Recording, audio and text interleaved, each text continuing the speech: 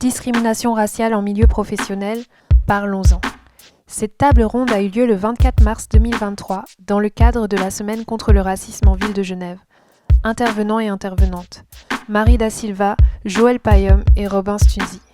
Une discussion modérée par Thierry Ouetou Badibanga.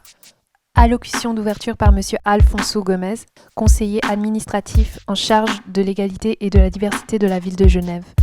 Musique et mixage, Karami.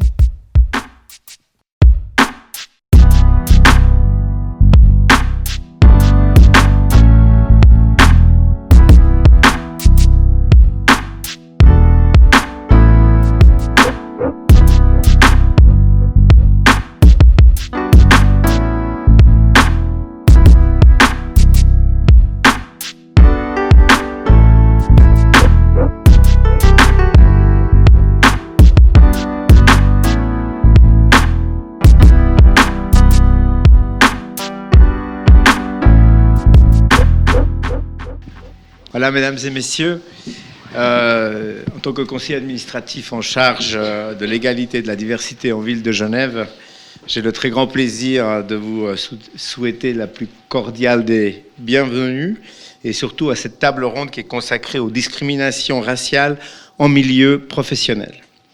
Elle est proposée dans le cadre de la Semaine contre le racisme en ville de Genève, coordonnée par le service Agenda 21 Ville Durable.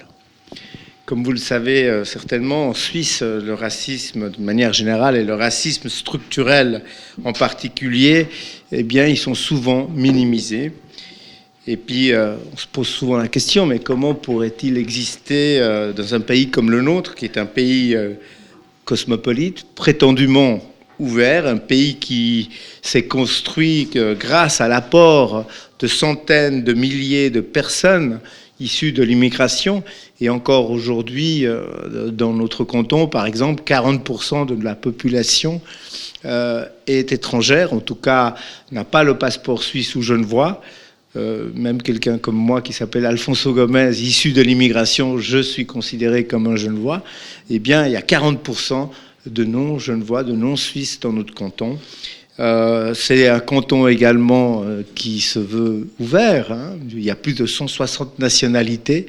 Bref, pourtant, malgré tout ça, et comme l'atteste par exemple cette récente étude de racisme structurel en Suisse qui a été commandée par le service de lutte contre le racisme de la Confédération helvétique, le racisme structurel, il existe bel et bien dans notre pays.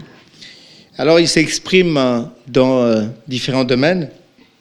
Le logement, bien sûr, l'accès au logement, la formation, l'espace public, la protection sociale et bien entendu dans le monde professionnel.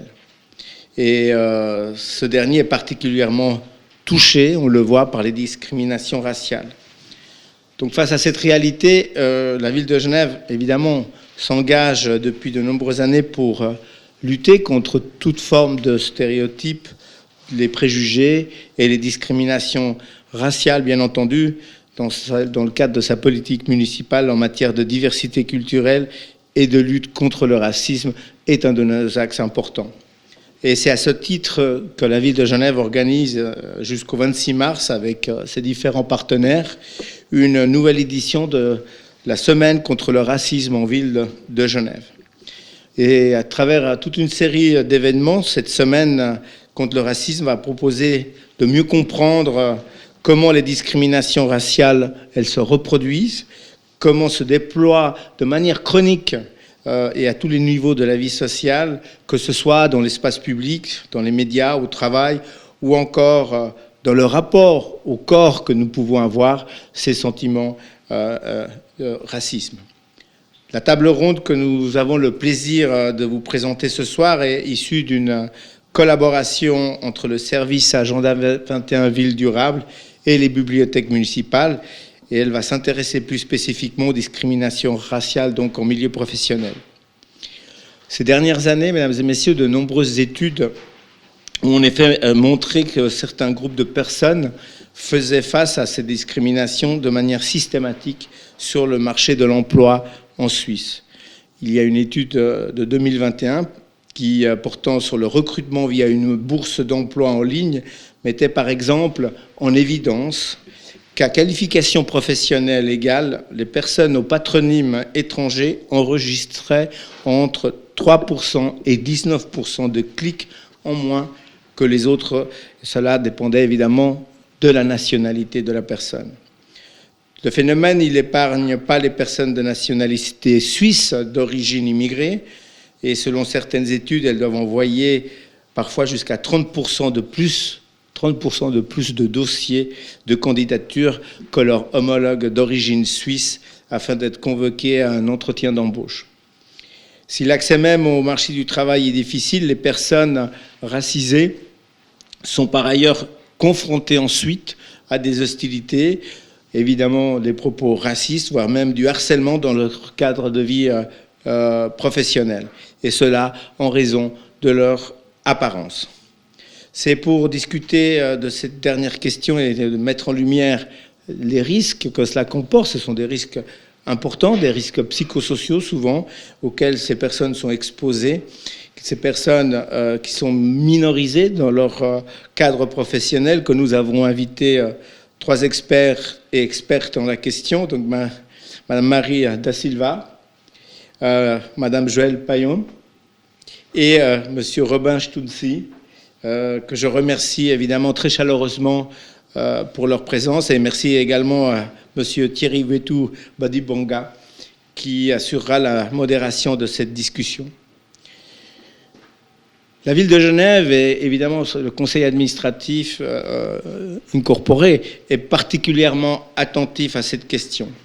Parmi les objectifs de cette législature figure ainsi la volonté d'identifier sur la base d'études académiques les bonnes pratiques propres à garantir l'égalité des chances dans le recrutement des collaboratrices et des collaborateurs, au regard notamment de l'origine, mais aussi de déployer un dispositif de lutte contre les discriminations au travail. Et cela conjointement avec la lutte contre le harcèlement sexuel. À cet effet, nous avons créé un poste afin de développer la politique des ressources humaines de la ville de Genève en matière de diversité culturelle au sein de l'administration publique. Évidemment, nous avons encore un long chemin à parcourir. Il suffit pour ça de regarder, quand je vois les cadres que nous avons, les directions que nous avons, nous nous apercevons encore aujourd'hui, nous avons un très long chemin à parcourir, même en ville de Genève, qui pourtant se veut dans ce domaine exemplaire. Mais ce travail, mesdames et messieurs, il est essentiel. Nous ne parviendrons en effet à mettre fin aux inégalités structurelles qui se reproduisent de manière insidieuse et qui nous entravent l'existence d'une grande partie de notre population qu'à la condition que nous jetions un regard critique sur notre propre fonctionnement, sur nos structures, sur nos institutions et également quand même sur notre héritage. Il nous revient donc d'empoigner cette question avec détermination, en s'informant sur les enjeux et surtout en cherchant des pistes pour y faire face.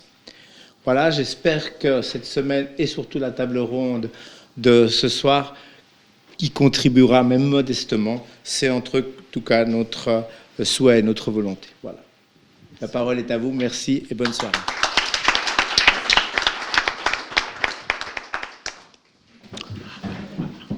Alors bonsoir à tous, bonsoir à toutes. Est-ce qu'on m'entend bien? Oui, merci beaucoup.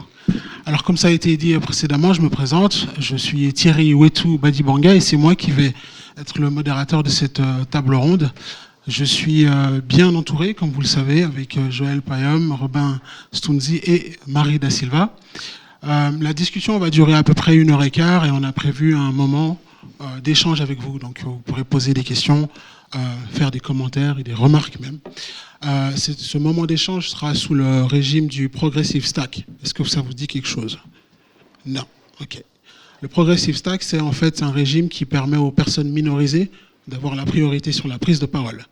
Donc on va d'abord prioriser les femmes non blanches, ensuite les hommes non blancs, ensuite les femmes blanches et à la fin les hommes blancs.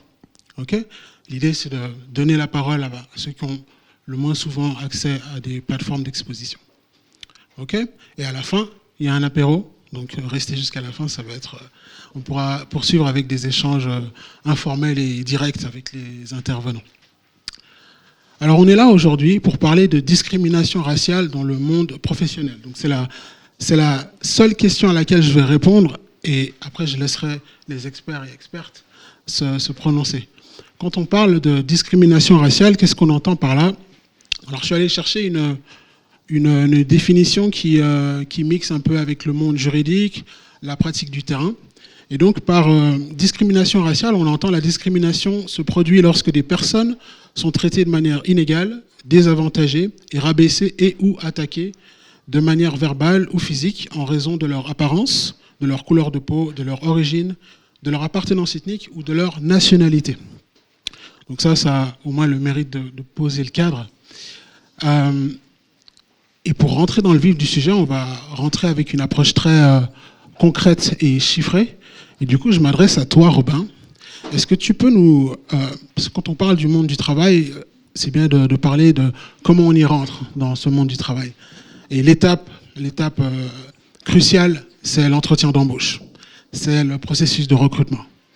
Et est-ce que tu peux nous donner, d'après ton expertise, d'ailleurs tu as fait une recherche là-dessus dont tu pourras nous parler largement, est-ce que tu peux nous donner une idée un peu du diagnostic concernant la discrimination à l'embauche en Suisse? Oui, vous m'entendez? Oui. Ouais, merci beaucoup pour la question. Et en fait, je vais répondre en citant le conseiller administratif qui a parlé juste avant, parce que l'étude qu'il a citée sur les 30% de chances d'être invité à un entretien d'embauche, c'est l'étude qu'on a faite dans le cadre d'une étude sur toute la Suisse qui était faite par le NCCR on the Move à l'université de Neuchâtel et qui se basait sur une méthode expérimentale où on envoie, qui s'appelle le correspondence testing.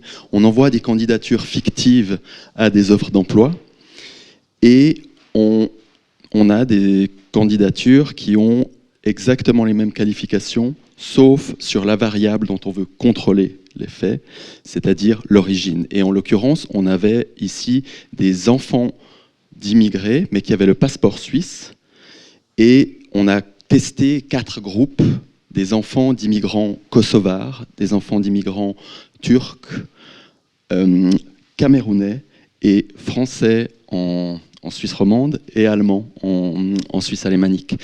Et on observe effectivement une pénalité. Alors qu'on a le même passeport, on a exactement les mêmes qualifications, une pénalité qu'on arrive à mesurer en comparant en fait à chaque fois est-ce que la personne est invitée à un entretien d'embauche ou non, et on calcule cette différence en disant finalement la personne qui est pénalisée, elle doit envoyer 30% de candidatures en plus que la personne qui est identifiée comme d'origine suisse. C'est-à-dire que pour 100 candidatures qu'un candidat suisse envoie, eh bien, l'enfant d'immigrant camerounais doit en envoyer 130 pour avoir exactement les mêmes chances d'être invité à un entretien d'embauche. Voilà un petit peu le constat. Maintenant, effectivement, il y a des limites dans cette étude parce que ça concernait que 2 secteurs, le secteur de la vente, le secteur de l'électricité, parce qu'après, on est aussi limité en termes de faisabilité pour faire ce type d'études. Mais ça donne, à mon avis, une bonne idée quand même on peut un peu mesurer, objectiver un petit peu le phénomène. Et je pense que c'est important que la recherche académique amène aussi ça dans le débat public parce que, comme l'a dit aussi le conseiller avant, on a tendance à avoir un déni sur un phénomène qui est le racisme, et du coup, pour des personnes qui sont pas touchées par le phénomène, eh bien, ce genre d'étude, il vient compléter aussi le récit des personnes qui sont victimes, et pour donner un peu une ampleur et donner une réalité en fait à ce phénomène. Voilà. Merci Robin. J'ai une question qui m'est venue pendant que tu me répondais. Vous avez choisi des nationalités bien précises, donc camerounaise, kosovar, et rappelle-moi les 2 autres. Turc et français en Suisse romande et allemand en Suisse alémanique. Pourquoi ces nationalités bien précises? Alors, en fait, ça partait d'un design de recherche qui voulait tester des personnes qui venaient d'une immigration assez... Vous savez que la structure de l'immigration en Suisse, elle est d'abord façonnés par des personnes qui sont venues de pays proches, allemands, français. Et puis après, on a eu une vague d'immigration dans les années 80, 90 de Kosovars et de Turcs. Et du coup, on a des groupes assez importants. Et du coup, pour nous, c'était l'occasion de tester en fait un petit peu le regard qu'on pouvait avoir sur ces origines. Et puis, Camerounais, c'était pour tester la couleur de peau. Et en l'occurrence, on a choisi le Cameroun parce que alors en Suisse, on n'a pas une grande immigration de personnes originaires d'Afrique subsaharienne, mais dans les années 70, on a eu une série d'étudiants ou d'ambassadeurs qui sont venus en Suisse et qui venaient du Cameroun. Et du coup, on avait quelque chose d'assez crédible aussi pour avoir parce qu'on testait pour des enfants, hein, on voulait supprimer la variable de la nationalité et on voulait avoir des enfants, des gens qui ont été socialisés, scolarisés ici. Et du coup, ça donnait quelque chose d'un peu plus crédible d'avoir ce choix du Cameroun. Voilà un peu le design de la recherche. D'accord, je te remercie. Ça, c'est une question plus pour Joël et Marie. Se renseigner sur une personne qui se porte candidate, aller chercher des informations auprès d'employeurs précédents, auprès des références, est-ce que ça peut être considéré comme un acte discriminatoire? Là, en fait, tu parles du contrôle de référence, du coup? Oui. T'as un problème de micro, ça va? Non, je crois qu'on t'entend. Non, j'ai juste une grosse voix, mais... si tu parles du contrôle... En fait, moi, je suis assez contre le contrôle de référence, dans la mesure où chaque personne qui va chercher du travail va avoir un historique. D'accord? Et cet historique, selon qui on est, va être plus ou moins accidenté. C'est-à-dire que quand j'ai fondé mon agence, de la fondation de mon agence à aujourd'hui, on a pu coacher plus d'une centaine de personnes. Et ces centaines de personnes sont racisées, et ces centaines de personnes racisées ont une trajectoire accidentée au travail. Donc à chaque fois qu'elles cherchent un nouveau travail, se pose la question de qu'est-ce que je dis sur ce qui s'est passé avant. Est-ce que tu peux juste un peu préciser qu'est-ce que tu entends par accidenté? Alors quand j'entends accidenté, c'est bien évidemment le harcèlement, le déni de compétences, le refus de promotion. Donc ça veut dire qu'à chaque fois qu'une personne racisée va chercher du travail, il y a ces données-là en fait qui entrent en compte. Donc le contrôle de référence va se passer plus ou moins bien selon qui on est. Et aussi, pour qu'un contrôle de référence se passe bien, il faut qu'on ait été suffisamment intégré dans l'espace de l'entreprise. Donc, je suis fondamentalement contre le contrôle de référence. Et puis, il y a aussi une chose qu'on ne dit pas assez sur la réalité de la recherche d'emploi, c'est-à-dire que chaque personne qui recherche un emploi est dans une merde quelconque. Ça veut dire que, parce qu'en fait, l'être humain est une créature de confort, donc ça veut dire que quand on décide d'engager un changement, ça veut dire qu'il y avait un disconfort avant.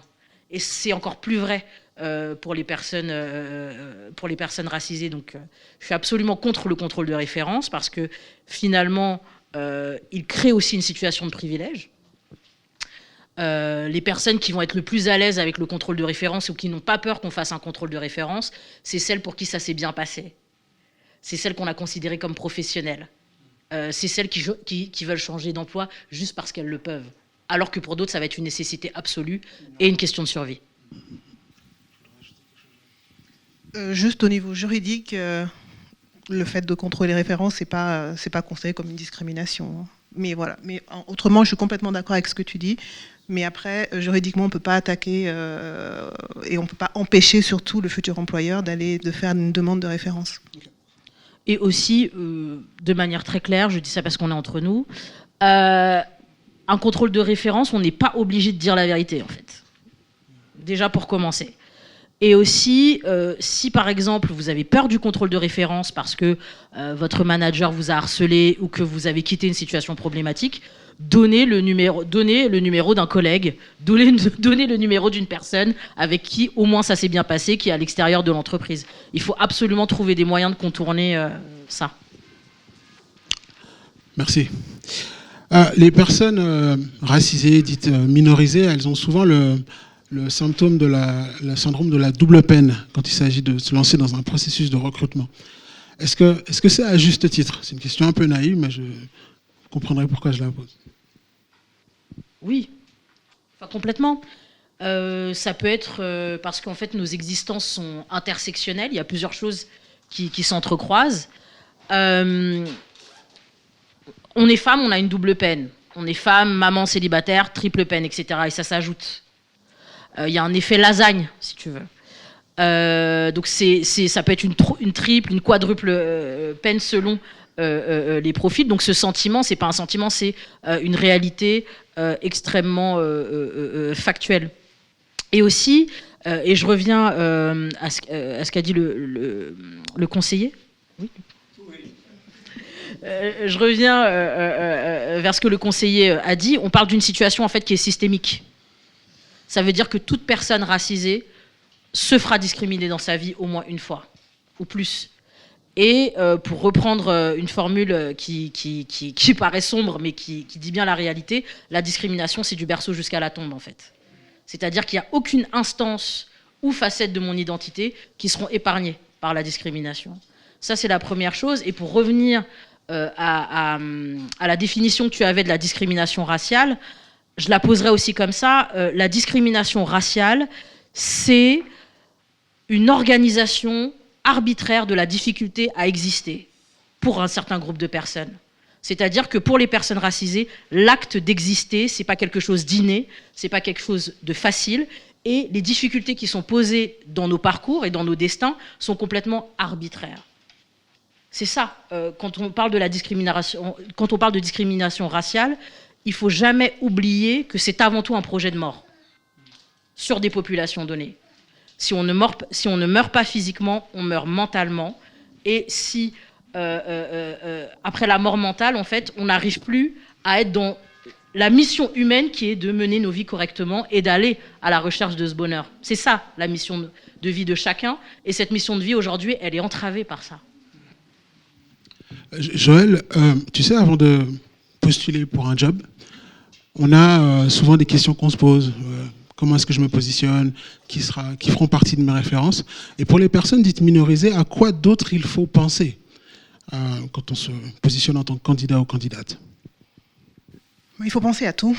Est-ce qu'il faut penser à quelque chose de spécifique? Non, il faut penser à ses compétences, il faut penser à comment je place les arguments, comment je me présente, mais on a toujours inconsciemment en tête la peur que ça ne passe pas. Et puis, quand on postule, j'aimerais revenir sur un truc, c'est le patronyme. Moi, mon nom, c'est Joël Payom. Ça fait pas africain. Ouais, ça passe, oui. Ça passe. Et je me souviens de quand j'ai commencé ma recherche d'emploi, quand j'ai commencé à travailler, je vais avoir 22-23 ans. Un des entretiens où je suis allée, j'habitais en région parisienne à l'époque, j'ai dû faire 1h30 de train pour y aller, enfin de transport en commun. Et je me souviens de la tête de la personne qui m'a reçue quand je me suis levée en disant « Madame Payom », et je me suis levée, j'ai vu le visage de l'homme blêmir en fait. Je l'ai vu, il se décomposait. Et je me suis dit « Ok, d'ailleurs, c'est foutu ». Mais je suis quand même allée au bout du truc. Et pendant tout l'entretien, ce monsieur, il ne m'a posé aucune question sur mes compétences. Il m'a juste demandé « Comment vous faites? Je vous vois paré de bijoux en or. Comment vous faites pour vous les offrir ?» Je me suis dit « Qu'est-ce que je lui dis? Que je suis péripatéticienne ?» Puis je lui ai juste répondu, je fais en sorte de négocier au mieux mon salaire de manière à être payée à la hauteur de mes compétences. Et puis je me suis dit, à partir de là, plus jamais ça. Plus jamais je ne me déplace gratuitement comme ça et je perds mon temps. Donc quand j'ai eu à chercher de nouveau un emploi il y a 5 ans quand j'étais en transition, quelqu'un m'a appelé, un chasseur de tête, une chasseuse de tête m'a appelé pour un emploi quelque part en Suisse. J'ai pas envie de dire le trou du cul, mais c'était pas à Genève, c'était pas. Donc quand j'entends le nom, je fais ok, d'accord. Donc j'ai demandé à la chasseuse de tête, est-ce que l'entreprise, est-ce qu'ils savent que je suis noire? Elle-même, elle le savait pas parce que j'avais pas mis ma photo sur mon CV. Je lui dis non, vous savez parce que je suis noire et que j'ai pas de temps à perdre en fait. Elle t'a raccroché au nez ou... Non, du tout. Elle m'a dit, écoutez, je vais vérifier.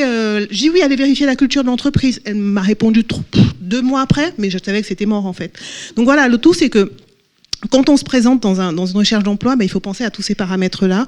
Et puis après, moi, si j'ai juste un conseil à donner, c'est comment dire, de ne pas perdre son temps. Et j'anticipe peut-être sur une des questions que tu vas avoir, la question du CV anonyme. Moi, je suis contre. Parce que c'est une perte de temps et d'énergie pour les personnes. Moi, je dis, mettez vos photos, mettez votre vrai nom. J'ai une personne qui est venue vers moi une fois dans une des conférences que je donnais, qui m'a demandé, mais j'ai un nom qui fait, elle était d'origine malgache. Donc avec un nom à rallonge, etc. Mais moi, j'ai du mal à prononcer. Hein. Elle me dit que pendant longtemps, en fait, elle avait changé de nom en Suisse. Elle vit en Suisse depuis toute petite. Elle me dit, est-ce que vous pensez que je devrais mettre mon vrai nom parce que j'ai vraiment ce problème identitaire où je ne sais plus qui je suis. Enfin, elle était complètement paumée. Je lui dis, mais jusqu'à quand vous allez cacher votre identité, en fait? Donc mettez votre vrai nom et au moins vous saurez. Enfin, au moins, vous vous épargnez la perte de temps et d'énergie d'aller à un entretien où quand vous allez arriver en vous appelant Aline Dupont, vous ne serez de toute manière pas prise. Donc pour moi, il faut jouer la transparence et puis il faut s'épargner du temps perdu, quoi. C'est hyper... Enfin, je te rejoins totalement là-dessus. C'est-à-dire, moi j'ai vécu les mêmes choses que toi. C'est-à-dire que moi je m'appelle Marie Da Silva, donc ça fonctionnait un peu comme une astuce de hacking. Donc quand j'arrivais, la personne... Donc fallait que je laisse 1 minute le temps qu'il intègre que je suis noire. Parce qu'en fait, le drame, c'est que dans ces moments de stupeur ou d'étonnement, tu as l'impression d'avoir été inventé en 2022. On te traite comme soit un accident industriel, soit comme une personne d'une planète extérieure au système solaire. Donc du coup, il y a ce truc-là d'aliénation. Et il y a un truc très important que tu as dit, c'est la non-perte de temps. Il faut intégrer que dans certains espaces, il y a des personnes qui ont une vie et d'autres qui ont un reste à vivre. Et cette notion de reste à vivre, elle est importante parce que mon humanité est quelque part plus urgente que les autres, parce qu'elle est menacée de manière plus radicale que les autres. Et donc cette notion de reste à vivre, elle est hyper importante. Et quand on l'a en tête, il y a des choses où on perd même plus de temps. J'arrivais à des entretiens, je voyais la mine défaite, je disais salut, je rentrais chez moi. J'allais même pas m'asseoir pour que la personne puisse faire semblant de passer un entretien avec moi pour respecter son obligation légale de faire son entretien. Je voyais une tête défaite, je disais, je vois que vous êtes vexé, je m'en vais. Après, je rentrais chez moi, je disais, mais je vais jamais trouver de taf, en fait. Merci pour ces partages. Robin, en termes de rémunération, est-ce qu'on a pu constater un écart entre les personnes dites non minorisées et les autres en termes de rémunération salariale? Là, il y a un problème de données. En fait, si on part du monde scientifique, c'est toujours un peu quelles variables on va utiliser. En fait, c'est toujours le problème parce que là, je vous parlais avant de la discrimination à l'embauche. On peut effectivement tester parce qu'on met justement des photos, parce qu'on utilise le nom, ça revient sur le CV anonyme, et là on peut justement tester l'origine des personnes.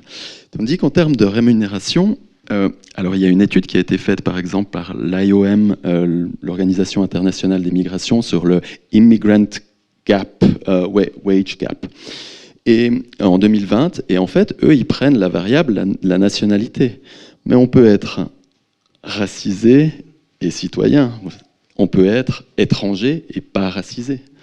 Et du coup, c'est très difficile d'avoir justement des données en l'absence de statistiques ethniques ou raciales dans les entreprises. Et après, la question, c'est est-ce qu'on veut ce type de statistiques dans les entreprises ? Alors là, et puis c'est intéressant justement que je sois venu dans cette table ronde parce que j'aimerais aussi avoir là des avis là-dessus. Moi, j'ai discuté aussi avec quelqu'un là-dessus. Et en fait, on se trouve là face à 2 modèles. Il y a le modèle, pour l'instant, hein, on se trouve face au modèle plutôt anglo-saxon, où là, on a des catégories avec des races et on a des statistiques raciales, etc., qu'on a classifiées selon un modèle qui est raciste. Et puis, donc on a ce modèle anglo-saxon où voilà, on classe les gens dans des cases raciales, où on a le modèle français, européen, qui est colorblind. On fait semblant que ça n'existe pas en réalité, et on n'a pas de statistiques raciales. Mais aucun des 2 modèles, à mon avis, n'est satisfaisant.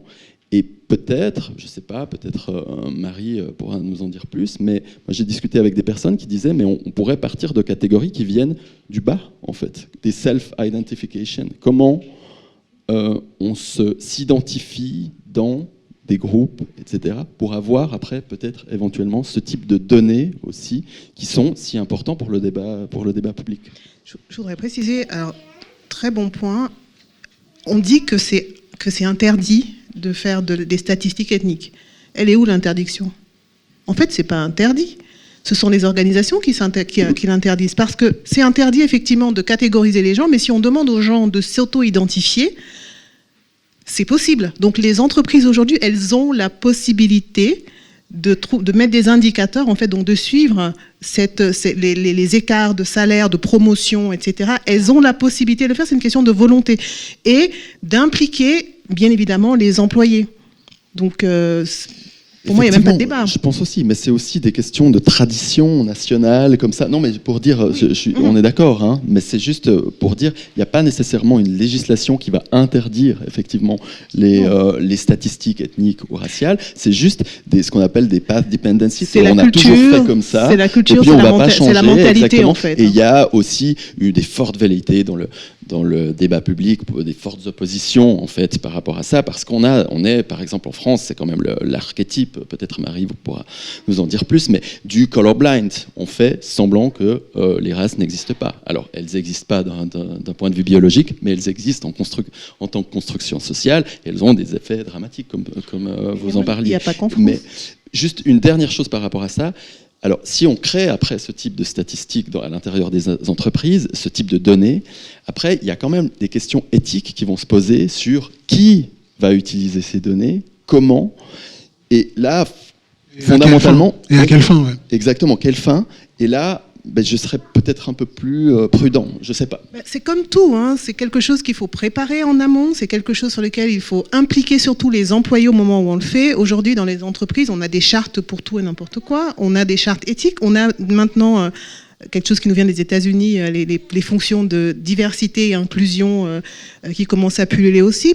Charge à ces personnes-là de mettre en place justement une politique de diversité et d'inclusion au sein de l'organisation, ensuite de regarder les process, les procédures et les outils internes. Et puis c'est comme tout, en fait, si on veut, on peut le faire. Il n'y a rien fondamentalement qui empêche de le faire, si ce n'est les mentalités et un refus du changement, ou alors plutôt une peur du changement. Et puisqu'on parlait de la France, la saveur du racisme en France, elle est particulière. C'est vraiment quelque chose de... c'est difficile en fait de parler de ces questions-là en France parce qu'effectivement, il y a le mythe de on ne voit pas les couleurs et nous ne voyons pas les couleurs, République une et indivisible, tout ça. On a même inventé une espèce de daltonisme du racisme, on ne voit pas les couleurs. Donc en France, on a les daltoniens du racisme, premièrement. Et dans ce cas de daltonisme raciste, c'est très dur en tout cas de faire émerger des solutions radicales. Il y a une chose à laquelle j'aimerais répondre. En fait,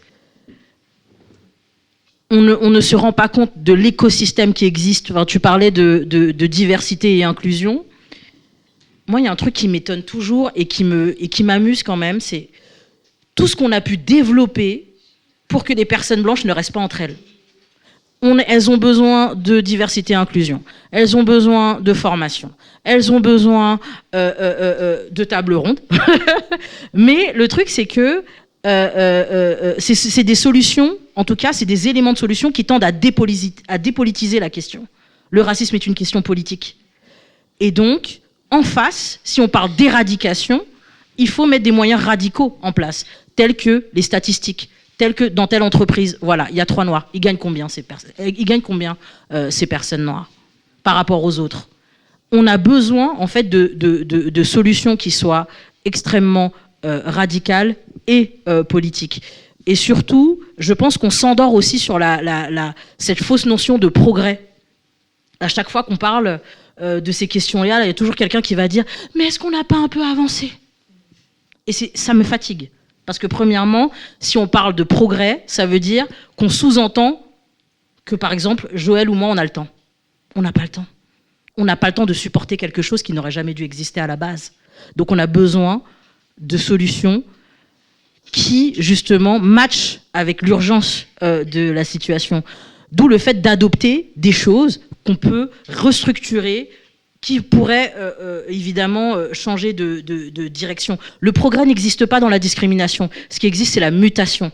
Les discriminations ne se sont jamais arrêtées, n'ont jamais diminué, elles ont juste muté et pris un autre visage. Puis là, j'aimerais dire, alors je vais peut-être casser l'ambiance, je suis pas... Je dis toujours, je suis une hyper réaliste ou je suis une pessimiste active. Voilà. C'est que les discriminations, quelles qu'elles soient, les discriminations raciales y compris, existeront toujours. C'est dans le cerveau de l'être humain, les biais, etc. Les peurs, les complexes d'infériorité, de supériorité. Donc moi, dans mon approche, j'inclus maintenant énormément de psychologie et les discriminations qui existent, y compris dans les groupes minorisés. Donc la problématique, elle est hyper complexe. Donc ça ne s'arrêtera jamais. C'est pour ça que nous, on ne devra jamais s'arrêter de lutter contre. Et c'est pour ça qu'on a effectivement besoin d'outils pour mesurer. Parce que oui, certains vont nous dire, mais on a vachement évolué, mais de combien, de quand, et justement, comment est-ce qu'on mesure cette évolution? Je voudrais, en parlant justement de paramètres, d'indicateurs, j'avais lu une étude il y a quelques années qui, justement, qui parlait d'inclusion effective, parce que moi, beaucoup de gens mélangent diversité et inclusion, alors que c'est pas la même chose. L'inclusion, c'est le processus. Moi, je résume l'inclusion en disant, c'est le processus qui a pour objectif de mettre en œuvre le principe d'égalité des droits. Globalement, c'est ça, parce que derrière, c'est une question de justice et d'équité. Et comment est-ce qu'on mesure ça, effectivement? Il faut des paramètres. Aux États-Unis, ils avaient fait une étude où ils montraient que 3 hommes dans une organisation, un blanc, un hispanique et un afro-américain. L'homme blanc, pour avoir donc même profil, même grandes écoles, etc. Donc l'homme blanc, pour avoir une promotion, il attendait 3 ans. L'hispanique, c'était 6 ans. Et devinez combien pour l'homme noir? 12 ans. Donc, si là-bas, ils sont capables de tracer justement l'évolution, les promotions et de prouver qu'il y a une discrimination structurelle et systémique, pourquoi on n'arrive pas à le faire ici, en fait? C'est en gros, une fois de plus, si on veut, on peut, quoi. Et il y a moyen de le faire, il y a des outils pour le faire. Faut s'en donner les moyens, et puis il faut avoir envie, et c'est là où je reviens sur la question des biais et la question de la psychologie.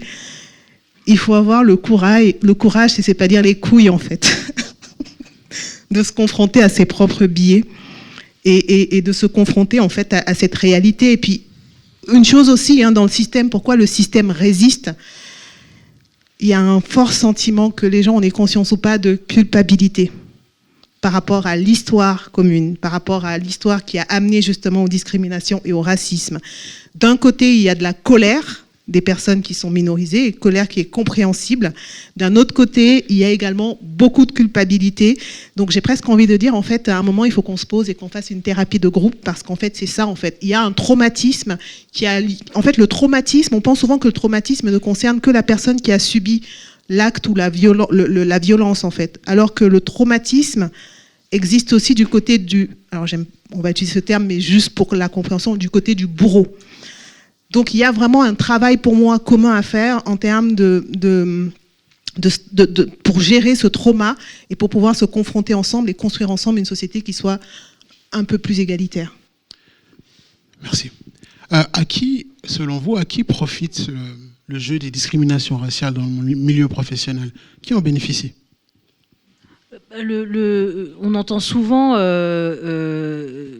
dans le monde du travail, on entend souvent parler de la question du piston. Je vais dire que le piston ultime, c'est la blanchité. Le piston ultime dans le monde du travail, c'est être blanc. Dans la mesure où le monde du travail, en tout cas le monde professionnel, a été construit selon certaines normes. Et la norme n'est absolument pas de mon côté, par exemple. La norme, elle est blanche, hétérosexuelle, valide. Donc ça veut dire que quand on parle de normes, on parle d'un rapport différencié, donc on parle forcément d'inégalité, parce qu'il y a des gens qui vont venir se fracasser contre cette norme. Donc le piston ultime, c'est être blanc, hétérosexuel, valide, et aussi avoir bénéficié d'un réseau adéquat, par exemple. Donc à qui profitent les discriminations? À tous ceux qui ne les vivent pas. Et je dirais aussi, je pense qu'il y a quelque chose aussi de très clair. Il faut qu'on évite aussi de moraliser la question. La discrimination raciale, c'est un rapport de force. C'est aussi, c'est pas une affaire de personne. Enfin, c'est une affaire de personne, mais c'est une affaire aussi de système. Comme je le disais, c'est du berceau à la tombe, en fait. Et pour que ça dure aussi longtemps, ça veut dire qu'il n'y a aucune volonté politique que cela s'arrête. C'est-à-dire que ce soit la France, la Suisse ou d'autres pays européens ont besoin de la discrimination pour fonctionner. Et c'est pour ça que je n'accepte pas cette notion de progrès. La seule notion que j'accepte, c'est l'éradication. Est-ce qu'on éradique quelque chose ou est-ce qu'on fait en sorte que la discrimination mute et puisse toujours durer? Est-ce que c'est pas en fait une histoire? Alors, je suis pas une communiste, hein, mais je vais mettre les pieds dans le plat. Pour moi, en fait, la question des discriminations raciales, elle est liée au système capitaliste, tout simplement. Oui. C'est-à-dire que le capitalisme, c'est quoi? C'est l'homme qui exploite l'homme, quoi. L'exploitation de l'homme par l'homme, et après, il faut justifier qui est celui qui va. Il faut bien quelqu'un en haut qui fasse travailler d'autres en bas. Et la jeunesse du racisme en elle-même, hein, c'est venu quoi? C'est venu aussi de la traite et tout ça et tout ça. Donc, à un moment, il faut appeler un chat un chat. Tous les pays capitalistes, entre guillemets, ils vont avoir et vont entretenir ou laisser perdurer des discriminations. Parce que sinon, le capitalisme ne peut plus s'exercer, quoi. Absolument. Donc, au final, c'est aussi une question de business et d'argent. Donc, le côté moral ou autre, j'ai envie de dire, c'est une question de à qui profite le crime, finalement, financièrement. Et je trouve ça super que tu interviennes là-dessus, dans la mesure où ce que je constate, c'est que y a des cas qui m'étonnent toujours, des personnes qui me disent, et c'est souvent des femmes noires, qui me disent « Marie, quand je suis partie, on a eu besoin de me remplacer par 3 personnes. » Et je trouve ça tellement édifiant. Je trouve que c'est vraiment une photo de ce que peut vivre une femme noire au travail à l'heure actuelle, dans un contexte capitaliste. Parce que faut pas oublier que le monde professionnel, comme je le disais tout à l'heure, il a été conçu pour les personnes blanches. Donc ça veut dire que nous-mêmes, quand on entre dans un contexte professionnel, les attentes concernant nos personnes vont être démultipliées. Nos parents le savaient, hein, puisque moi j'ai été élevée à la sauce du 4 fois plus. C'est ce que j'allais dire, ouais. Qui est la route directe vers le burn-out. 5 fois. Voilà. Donc vraiment, tu commences au village du 4 fois plus, tu arrives dans la route du burn-out. Et donc... Juste Marie, ouais. Ceux ici qui ont été élevés à la sauce du 4 fois plus, est-ce que vous pouvez lever la main? Ah, il y a quelqu'un qui a dit 10 fois plus. Ok. D'accord, merci. C'est ça. Quand une personne racisée existe au travail, les attentes concernant cette personne vont être démesurées. Et il y a aussi ce fameux non-droit à l'erreur, qui est aussi une conséquence de la déshumanisation. C'est-à-dire que de manière générale, tout le monde sait que la perfection n'est pas de ce monde. Mais par contre, on nous l'impose. Il y a aussi, tu parlais du salaire tout à l'heure, le salaire est un moyen de domination aussi. Hein. C'est un peu, ouais, on t'a engagé, t'es assis à notre table, kiffe pas. Ça passe aussi par le salaire. Et il y a une thèse qu'il faut absolument... Enfin, il y a un rapport de mémoire qui est extrêmement important, qui est celui de Carmen Diop, qui a travaillé sur les femmes noires et les représentations dans le monde professionnel. Et elle dit cette phrase qui est édifiante, elle dit « Quand les habituellement dominés se retrouvent dans les espaces des habituellement dominants, les habituellement dominants vont tout faire pour les remettre à leur supposée place. Et ça passe par le salaire. » Je ne connais aucune personne noire aujourd'hui qui a eu le même salaire qu'un prédécesseur blanc. Donc la négociation du salaire, elle est cruciale aussi pour nous. C'est une vraie question. Ça demande donc une forme de transparence. Quelque chose qui va peut-être, j'espère, nous arriver aussi, puisqu'on hérite, on prend tout ce qui vient des États-Unis. Hein. Une tendance qu'il y a aux États-Unis en ce moment, c'est la transparence au niveau des salaires. Donc, il y a des personnes sur LinkedIn maintenant qui mettent leur salaire. Alors, moi, j'adore. Parce que quand je vois des consultantes qui mettent ce qu'elles exigent pour des... bon, je ne vais pas exiger ça pour la ville de Genève. Hein. Les tarifs pour intervenir dans des tables rondes, parce qu'on n'y est pas du tout, n'est-ce pas? J'interviens ce soir via mon association. Donc, c'est pour ça que j'ai fait le tarif le plus bas. Mais en gros, sur LinkedIn, des gens qui mettent leur salaire, et ce que j'aime bien, c'est les phénomènes des alliés. Donc, des hommes blancs, des femmes blanches qui disent, voilà, attention, population afro-hispanique, etc. Voilà ce que moi, on me donne quand j'interviens dans tel ou tel type de conférence. Donc, ça suppose une forme de solidarité et de transparence. Mais bon, on n'y est pas encore, hein, le temps que ça traverse l'Atlantique. Mais d'ailleurs, c'est le conseil que je donne à toutes les personnes qui me disent « Marie, je dois négocier combien en salaire ?» Alors je lui dis, alors si tu as un Jean-Michel dans ton entourage, tu vas lui demander. Et souvent, le delta, il est terrible. Entre ce que la personne pensait pouvoir demander et Jean-Michel qui lui dit, moi je demande ça.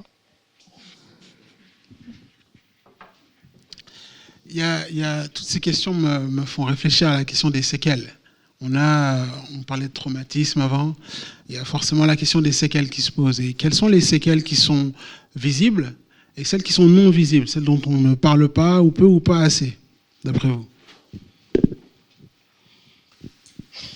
Les séquelles, j'ai envie de dire, ça va de trucs, tout le monde n'y pense pas forcément au premier abord, mais la perte de confiance en soi, qui n'est pas forcément visible parce qu'on peut continuer à parler, discuter, etc., mais être complètement brisé à l'intérieur. Et là, je parle, les discriminations, quand même, sur les définitions, les discriminations raciales font partie du harcèlement, en fait. La définition du harcèlement, le harcèlement a 3 formes. Le harcèlement moral, le harcèlement sexuel et toutes les formes de discrimination. Donc, discrimination raciale, c'est équivaut à harcèlement. Et le harcèlement, comme tu le disais si bien, l'objectif du harcèlement, c'est de détruire l'autre. On ne harcèle pas parce que on sépare, parce que c'est de détruire psychiquement et à terme physiquement la personne qui est la cible. Alors je ne dis pas qu'il n'y a pas parfois de l'inconscient. Je pense au harcèlement, au mobbing par exemple, quand le harcèlement, quand c'est plusieurs personnes qui s'attaquent à une personne. Donc là, le rapport de force, il y a des gens qui peuvent se retrouver embarqués dans un phénomène de mobbing sans s'en rendre compte, etc. Enfin bon, ça c'est autre chose. Mais pour revenir là-dessus, c'est que les discriminations raciales, donc qui sont une forme de harcèlement, aboutissent à quoi? La perte d'estime de soi. C'est qu'à un moment, on arrive à se détester. On peut s'autodétruire, on peut tomber en dépression, il y a des cas de suicide. Donc ça peut aller vraiment, vraiment très loin. Et tout ça, ça ne se voit pas forcément au premier abord. Parce que la question de la santé mentale, c'est aussi quelque chose qui reste très tabou encore aujourd'hui. Donc moi, quand il y a des gens qui viennent dans notre organisation parce qu'elles ont été harcelées, on ne le voit pas en fait. Comme on dit souvent, les fous, ce ne sont pas les personnes qui marchent nues dans la rue. Et les traumatisés, il y a énormément de personnes traumatisées pour des diverses raisons. Il n'y a pas que le harcèlement, les discriminations. Mais quelque chose qu'on retrouve dans les populations dites minorisées, c'est que c'est des populations qui ont été habituées depuis toute petite à se battre, à ne pas se plaindre. Donc ce sont des personnes qui ne vont pas faire attention à elles-mêmes et qui ne vont pas se rendre compte en fait qu'elles sont atteintes dans leur intégrité. Donc ils vont continuer d'avancer, continuer de montrer un visage souriant, continuer de montrer le visage de quelqu'un de fort. Sauf que l'une des conséquences du harcèlement, c'est le stress post-traumatique. Ce qui veut dire qu'à un moment, on a peut-être vécu une discrimination ou des discriminations répétées dans une entreprise 10 ans auparavant. 10 ans plus tard, il suffit d'un petit choc. Une séparation, une fausse couche, un deuil. On va tous connaître des deuils, on va tous perdre quelqu'un qui nous est proche. Donc si on n'a pas fait un travail sur soi avant, le petit accident de la vie qui va arriver, on va se prendre la dépression, mais en rafale, quoi. Donc moi, si j'ai un conseil à donner, c'est ne minimisez pas l'impact de ce que vous pouvez vivre en termes de discrimination raciale, puisqu'on parle de ça ce soir, au travail. Faites-vous accompagner. Donc c'est super que tu sois là, Marie, puisque tu vas pouvoir rebooster les troupes demain. Mais vraiment, ne pas minimiser. Mais quelque chose que j'observe dans l'accompagnement qu'on propose nous aujourd'hui maintenant, c'est qu'en général, les victimes, j'aime pas le terme victime, mais à un moment, on est victime, parce que si on n'est pas victime, il n'y a pas de bourreau, ça veut dire qu'on s'est auto-infligé les choses, donc bon, bref. Elles sont souvent dans le déni. C'est parce que, je dis toujours, aucun être humain sensé ne veut se voir comme une victime. Donc en plus, quand la société vous dit mais arrêtez de vous victimiser, arrêtez de vous plaindre, blablabla, c'est encore une manière justement d'étouffer la parole de ces victimes-là. Et elles restent dans le déni, et plus on est dans le déni, plus on encaisse, et en fait plus on s'autodétruit. Donc à un moment, il faut oser dire ça m'est arrivé, et pour pouvoir dire à un moment stop, et surtout se faire accompagner pour se reconstruire. Je suis entièrement d'accord. Quand tu parles de stress post-traumatique, c'est quelque chose qui réduit déjà, de manière très claire, c'est quelque chose qui réduit l'espérance de vie. ça réduit l'espérance de vie de quelqu'un. Le stress post-traumatique, le stress racial, la fatigue raciale aussi. Et aussi, il y a cette espèce de mauvaise résilience qu'on va mettre en place pour survivre. Des fois, il y a des gens qui me racontent leur situation de travail, et puis je suis comme ça, et puis j'attends que la personne me dise « et je veux partir ». Et c'est même pas une question dans la tête de la personne. Et mon travail, justement, ça va être d'accompagner et de dire « il faut partir ». Parce qu'à un moment donné, il faut sauver sa vie. Est-ce que tu lis ça ou à la fameuse sauce du 4 fois plus? Le fait de jamais quitter le navire? Alors moi, de jamais vouloir le quitter, en fait. En fait, le truc, c'est que il y a une conscience interne très forte de notre place dans la société. Par exemple, moi j'ai su, quand j'ai commencé à être consciente que ma vie allait être compliquée professionnellement, quand dans ma classe de 3e, tout le monde avait trouvé un stage, sauf moi.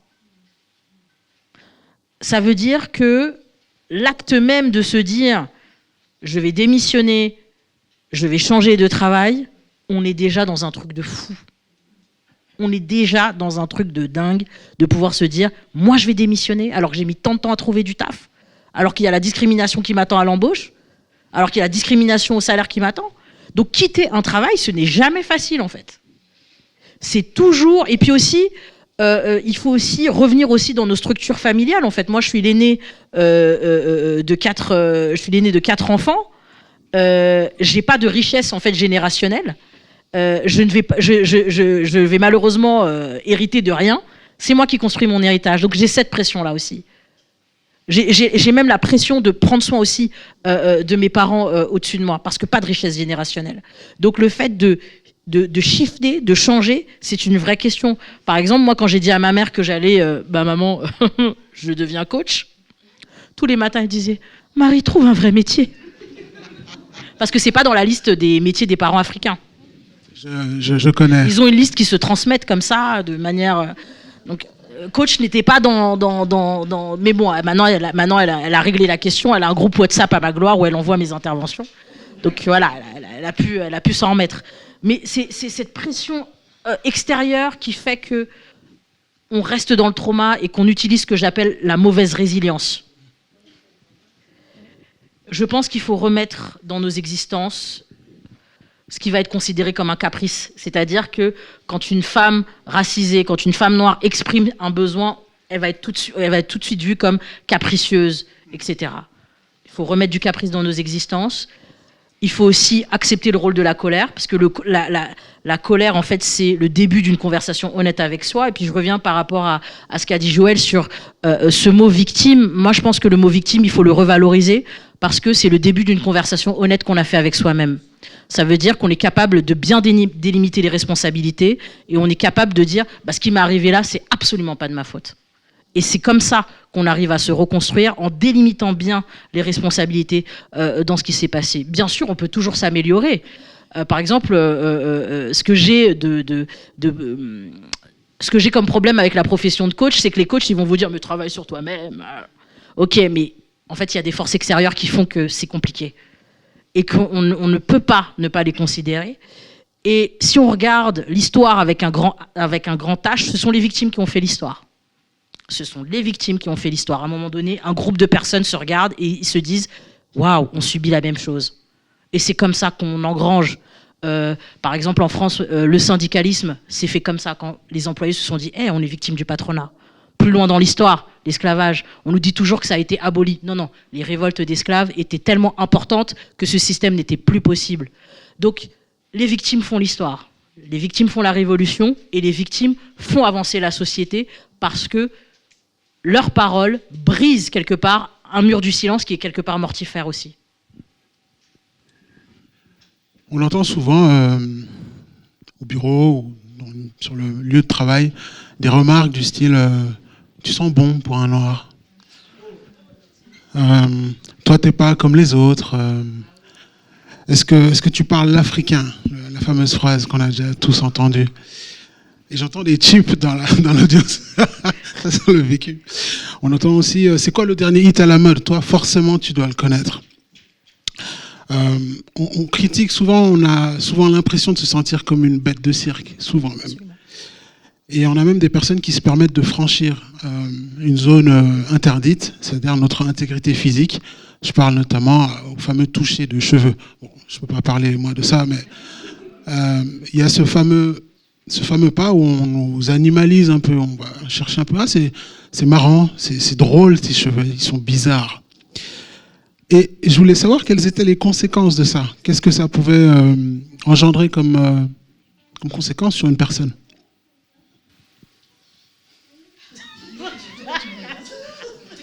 C'est ce que je disais tout à l'heure, en fait. C'est la même chose. C'est que, déjà, c'est la frustration et c'est saoulant. Voilà. Donc, c'est déjà... et c'est une perte de temps et d'énergie aussi. Pendant que tu parlais, je me suis replongée 5 ans en arrière, c'est-à-dire de ma dernière expérience professionnelle, où, alors moi, les remarques que j'avais, par le fait que je changeais de coiffure à peu près tous les 2-3 semaines, je suis bon, ok. Et chaque fois que je changeais, enfin souvent quand je changeais, j'avais des collègues, et femmes hein, parfois, et racisées même, je pense à une. Elle me dit, mais moi je te préfère avec les cheveux lisses. Un jour elle me dit ça, je te préfère quand t'as l'autre coupe avec les cheveux lisses. Qui l'a appelé? Alors, et un jour, et je crois que c'est à elle que j'avais dit, mais tu sais, en fait, quand je me lève le matin, alors je vais peut-être vous paraître bizarre, mais je ne pense à aucun de vous au travail quand je me lève. J'ai aussi un truc, c'est que moi j'aime bien la mode. Certains diraient girly, enfin, moi j'aime la mode, j'aime les sacs à main, j'aime les vêtements, etc. Et de notoriété publique dans cette organisation, je ne portais jamais 2 fois le même vêtement. C'est comme ça. Donc j'avais souvent des remarques, souvent des compliments, sauf qu'à un moment les compliments, et là on revient sur qu'est-ce que c'est que le harcèlement, c'est que des compliments répétés mais qui ne sont pas attendus, qui ne sont pas acceptés, qui mettent mal à l'aise, c'est du harcèlement. Donc j'avais pas conscience à l'époque en fait que j'étais déjà harcelée. Là c'était plutôt la jante masculine, n'est-ce pas? Avec des collègues qui tous les matins, j'aime bien comment tu habilles, t'aimes bien. Un jour je me suis dit, je parlais avec quelqu'un, j'ai dit mais au fait, est-ce que vous pensez que le matin quand je me lève, je pense à vous, quand je me coiffe ou quand je m'habille? Donc l'une des conséquences c'est cette lassitude, c'est que je passais mon temps comme à devoir justifier ou expliquer en fait certaines choses juste sur mon apparence. Alors que ce qui m'intéressait, moi, j'étais là pour faire un job, on m'avait embauché pour mes compétences. Donc c'est ce combat, et comme tu le disais encore, c'est vraiment ce truc de perte d'énergie où on a l'impression que les gens sont là pour nous happer, nous prendre dans autre chose et nous empêcher en fait de vivre notre vie. Et c'est ça encore l'histoire de la discrimination raciale et du harcèlement. C'est le temps qu'on perd à justifier ci, à expliquer ça. Je dis, bref, c'est lourd, quoi. Et donc tout ça, c'est on appelle ça micro-agression. Moi, je mets le mot toujours micro entre parenthèses parce que ce sont des agressions. C'est répété, etc. Mais on ne s'en rend pas forcément compte parce que ces agressions, elles peuvent être tournées comme un pseudo-compliment ou alors c'est une espèce de bienveillance qui en fait est une forme de paternalisme, de machin. Bref, et dans tout ça, il faut naviguer, il faut garder le focus sur son travail parce que, comme je le disais, on ne nous laisse aucune chance quand on est racisé dans une organisation. Si on fait la moindre erreur, on est dehors. Donc on doit de toute manière faire toujours mieux que les autres. Donc effectivement, oui, on a l'impression que c'est ces barrières au quotidien, continuellement. Mais bon, c'est pour ça que maintenant, je me dis, bon, maintenant je suis à mon compte, donc je m'en fous. Et puis si demain je dois rechercher un travail, je m'en foutrais encore plus. C'est qu'il y a un moment, en fait, il faut s'imposer, il faut prendre sa place. Et il faut juste s'autoriser à vivre sa vie et à vivre la vie qu'on s'est choisie. Parce que comme le rappelait encore Marie, le temps nous est compté. Moi aujourd'hui, pour être passé très très proche de la mort à cause de ces conneries de discrimination et de harcèlement au travail, je refuse que quelqu'un me bouffe 1 seconde de ma vie. Donc je fais ce que j'ai envie de faire, je le fais de la manière dont j'ai envie de faire. Attention, je peux me le permettre aujourd'hui parce que je n'ai pas de chef en face de moi, quoique si, mes plus ou moins patrons, ce sont mes clients. Donc si mes clients ne sont pas d'accord, mais en fait, en même temps, je m'en fous. C'est-à-dire que je veux travailler avec des gens avec qui ce que je fais résonne. Donc j'ai presque envie de dire, autorisez-vous un moment à être qui vous êtes et imposez-vous, entre guillemets, quoi, pour juste vivre sa vie, parce que tout peut s'arrêter en 2 secondes. Hein. Mais c'est ce que tu dis par rapport à l'apparence, très rapidement, j'ai eu ça me rappelle un cas que j'ai géré il y a quelques années. Et c'était le cas d'une femme noire qui avait été convoquée par son manager sur sa manière de s'habiller. Il lui dit, voilà, j'estime que la manière dont tu t'habilles, elle est absolument pas professionnelle, etc. Et je rencontre la personne de Visu. Est-ce que tu peux juste préciser dans quel domaine d'activité c'était ? C'était dans le domaine bancaire. Okay. Et cette personne me dit, mais Marie, je suis désolée, en fait, on m'a convoquée sur la manière dont je m'habille, mais en fait, je m'habille vraiment de manière professionnelle. Et donc, je lui ai dit, OK, je l'ai vue en direct et je me suis rendu compte que le problème, c'était même pas ce qu'elle mettait sur le dos. Le problème, c'était son corps. C'est-à-dire que son corps était vu comme quelque chose de vulgaire et de non professionnel. Parce que c'était une personne qui avait des formes qui étaient pulpeuses. C'était ça qui n'était pas accepté, alors que ça ne dépend même pas d'elle. Et donc, je lui ai dit, OK, bah, écoute, ce RH, on va le terrasser. Voilà, c'est ma profession. Et donc, on a mis en place cette stratégie. C'est-à-dire que je lui ai dit, voilà, pendant 30 jours, tu vas te mettre devant ton miroir et tu vas prendre une photo de la manière dont tu es habillée. Ce qu'elle a fait. Pendant 30 jours, elle a photographié sa tenue du jour. Donc, on avait un dossier de 20 à 25 photos. Et je lui ai dit, maintenant, ces photos, on va les mettre en face de la convention collective. Par exemple, dans la convention collective d'entreprise, on définit ce qu'est une tenue professionnelle. Et donc, je l'ai préparée pour son entretien. Donc, elle arrive avec son petit dossier, elle parle au RH, elle lui dit, voilà, vous m'avez fait elle dit à son manager, vous m'avez fait une remarque claire sur ma manière de m'habiller.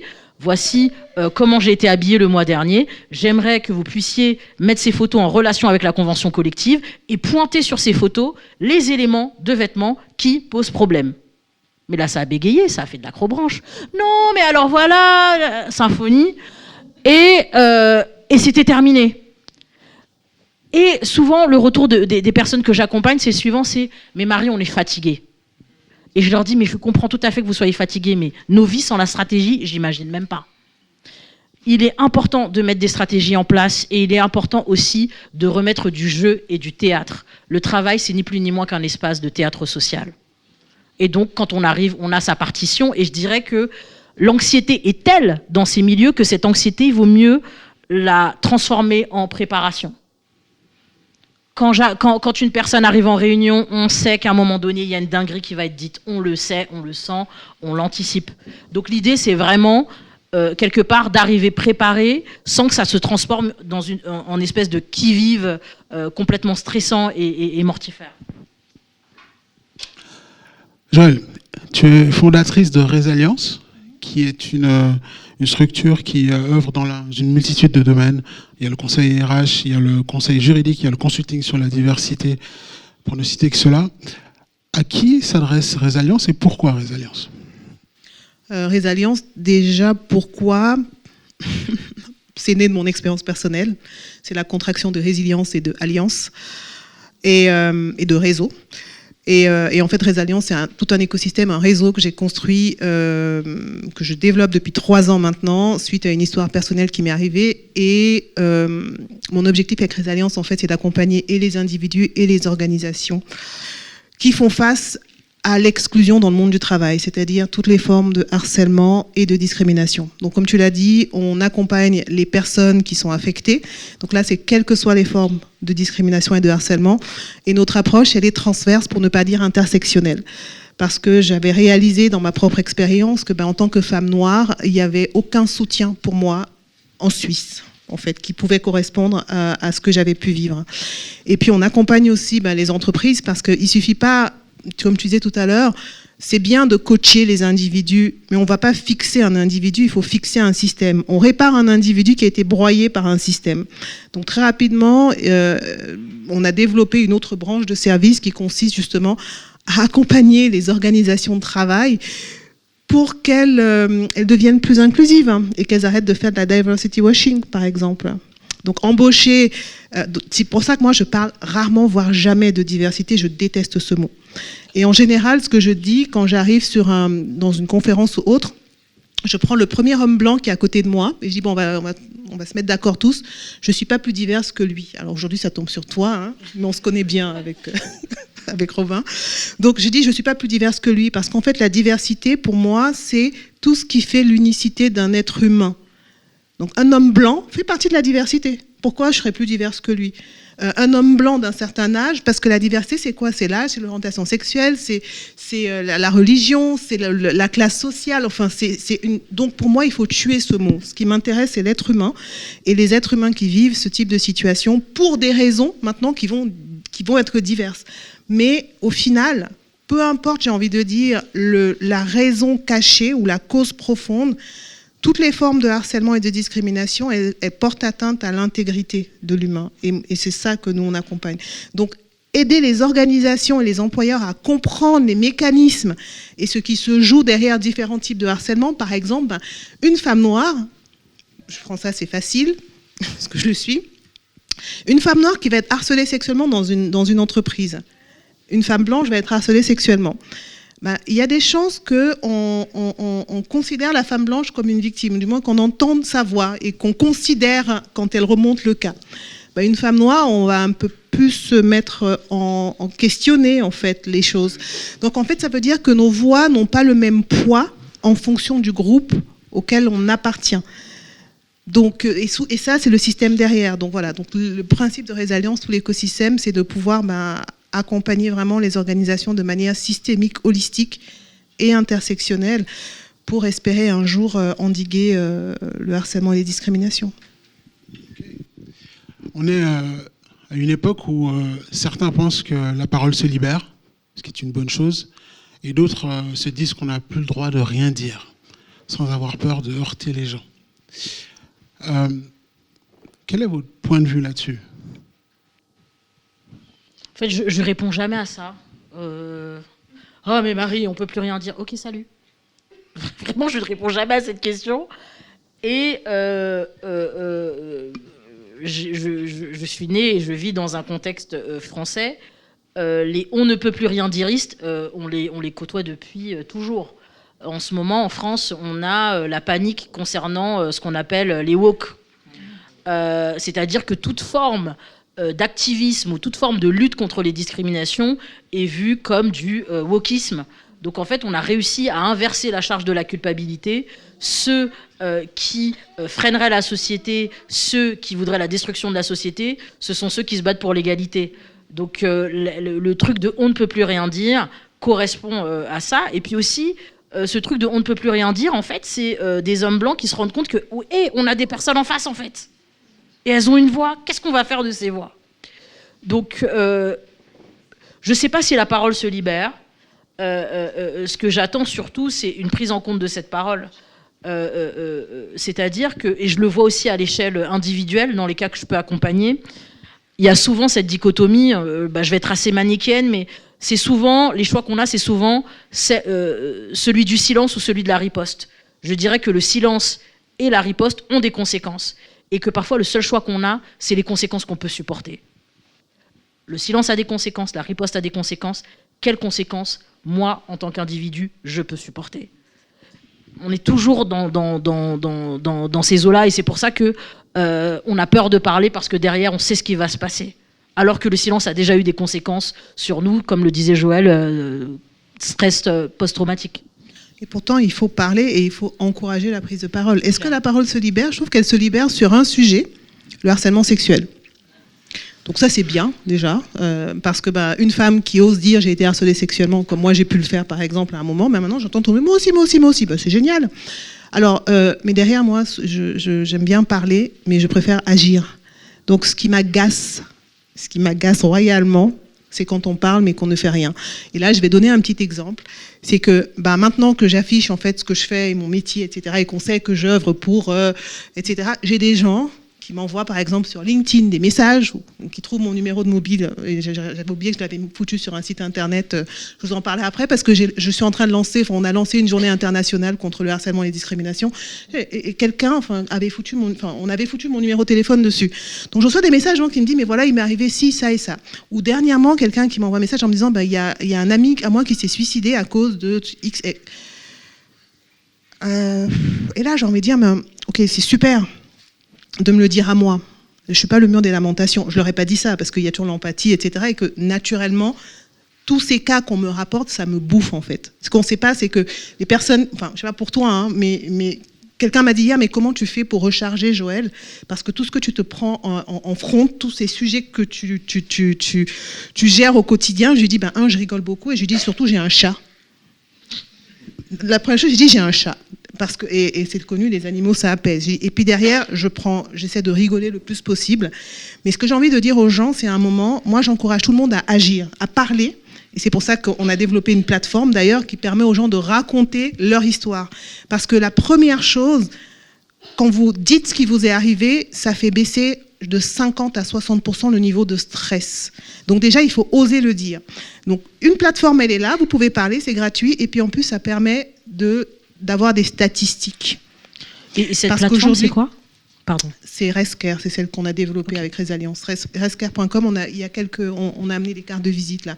Donc le principe, en fait, elle est européenne, par ailleurs. C'est que tout le monde qui a vécu quelque forme de harcèlement ou de discrimination que ce soit peut aller sur la plateforme. On a mis en place un script, donc pour faciliter la prise de parole. C'est pas une page blanche, en fait, on arrive, on doit expliquer ci, ça. Donc il y a un questionnaire, on coche des cases, on peut rajouter. Et ça nous permet quoi, à un moment, d'avoir des statistiques. Et pas seulement des statistiques sur qui a vécu, mais à quoi ressemblent les oppresseurs, entre guillemets. Donc ça, au fur et à mesure, on va pouvoir avoir ces stats-là quasiment en temps réel. Mais on ne s'arrête pas là. Parce que qu'est-ce qu'on fait une fois que les gens ont parlé ? Il faut les accompagner. Parce que juste dire aux gens, libérez votre parole, comme tu disais, le risque après, c'est quoi ? Déjà, je ne dis pas aux gens, libérez votre parole au travail. Les gens qui viennent vers moi, je sais pas, avant de commencer à aller accuser votre employeur de discrimination raciale, là, déjà, il faut préparer un bon dossier. Hein. Déjà connecter avec un des avocats de notre réseau là, pour pouvoir préparer les choses. Donc, attention aux conseils qu'on donne. Mais moi, j'ai toujours ne pas s'arrêter que sur la parole. Il faut être dans l'action. L'action, c'est se faire accompagner. Et puis, l'action, après, pour moi, c'est contribuer, entre guillemets, à faire changer les choses. Juste rester entre personnes dites minorisées et se plaindre, c'est bien moi je suis partisane il faut savoir pleurer quand ça va mal, hein. Faut lâcher prise, hein. Faut savoir dire ça va pas, je suis vulnérable, mais à un moment faut se lever et dire qu'est-ce que je fais pour agir. Est-ce que je vais au centre d'écoute contre le racisme par exemple, il y en a dans les cantons en Suisse, pour raconter ce qui s'est passé, une fois de plus pour contribuer aux statistiques, qu'est-ce que je fais. Et là moi je suis plus dans ce côté on reste pas à pleurer on reste pas à pleurer sur notre sort, mais comment est-ce qu'on peut agir individuellement et collectivement pour que ça change, quoi. Merci Joël. Marie, tu es la fondatrice de l'agence Calia Works, qui propose un coaching stratégique sur des questions notamment de harcèlement, de discrimination dans le monde du travail. Et demain, tu vas donner un atelier d'autodéfense. Alors, en quoi consiste cet atelier, à qui il s'adresse, et avec quoi les gens qui vont participer à cet atelier vont repartir ? Alors donc l'idée c'est vraiment de remettre la stratégie au cœur de nos vies professionnelles. C'est-à-dire que de manière claire, si tu veux, il y a quelque chose qui me sauve aujourd'hui. C'est-à-dire que je me pose plus la question du pourquoi, mais je pose la question du comment. C'est-à-dire que je suis plus dans ce truc de pourquoi je dois me battre parce que je le sais déjà. Et ceux qui étaient avant moi le savent aussi. Donc je suis plus dans ce pourquoi, je suis dans le comment. Toute mon énergie est concentrée sur le comment, et c'est ça que je vais essayer d'insuffler dans l'atelier de demain. Donc l'atelier de demain, il a plusieurs objectifs. Déjà, il y aura un partage de vécu, comme le disait Joël, libérer la parole. Et aussi, je pense que ce qui est important, c'est que le partage d'expérience fait prendre conscience qu'on n'est pas le seul à avoir subi ça. Donc déjà, il y a une catharsis. Ensuite, durant l'atelier, il y aura beaucoup de mise en situation, parce qu'en fait, la question de mes ateliers, c'est vraiment, ok, je suis venu samedi à un atelier, qu'est-ce que je fais lundi ? Et l'idée, c'est, est-ce que Chantal de la compta va subir ? Ça, la vraie question. Donc, en fait, l'idée, c'est vraiment ça, d'être très pragmatique, mais aussi d'interroger les vécus, de contextualiser ce que les personnes ont pu vivre, parce que ce qu'elles ont pu vivre est attaché à un contexte qu'il faut expliquer. Et aussi, vraiment, c'est de la libération, c'est de la stratégie aussi en action, parce que les gens vont nous présenter des cas concrets. Et l'idée, c'est que chaque personne reparte avec un plan très clair de ce qu'elle doit faire dans les prochaines semaines. Donc, ça se trouve, il y a beaucoup de gens qui vont contacter ton réseau pour avoir des cartes, comme ça, tu leur distribues. Ramène les cartes. Et donc, c'est vraiment ça. Et En vrai, in fine, la mission de mes ateliers, ou la mission que j'opère à travers le coaching, c'est de récupérer le temps qui nous a été pris. C'est ni plus ni moins que ça. Récupérer le temps qui nous a été pris avec par des épreuves arbitraires qui n'auraient jamais dû exister. Donc en fait, je suis totalement dans le caprice, je suis totalement dans la colère, je suis absolument pas dans la résilience. La seule résilience que j'ai, c'est celle en fait de toujours espérer vivre dans les dimensions que je mérite. Et aussi, y a un truc qui m'habite, c'est le fait que je veux tout de suite et maintenant. Je veux tout de suite, maintenant, et même pour hier. Est-ce que tu le vaux bien, c'est clair.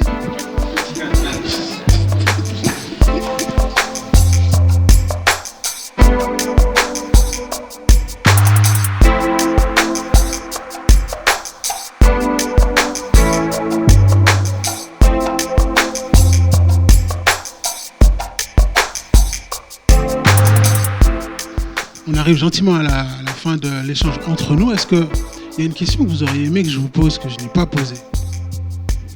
Est-ce qu'on peut donner un micro? Bonsoir. Moi, j'aimerais juste dire que je suis tout à fait d'accord avec vous, mais il y a juste un petit détail, c'est aussi la discrimination intergroupe.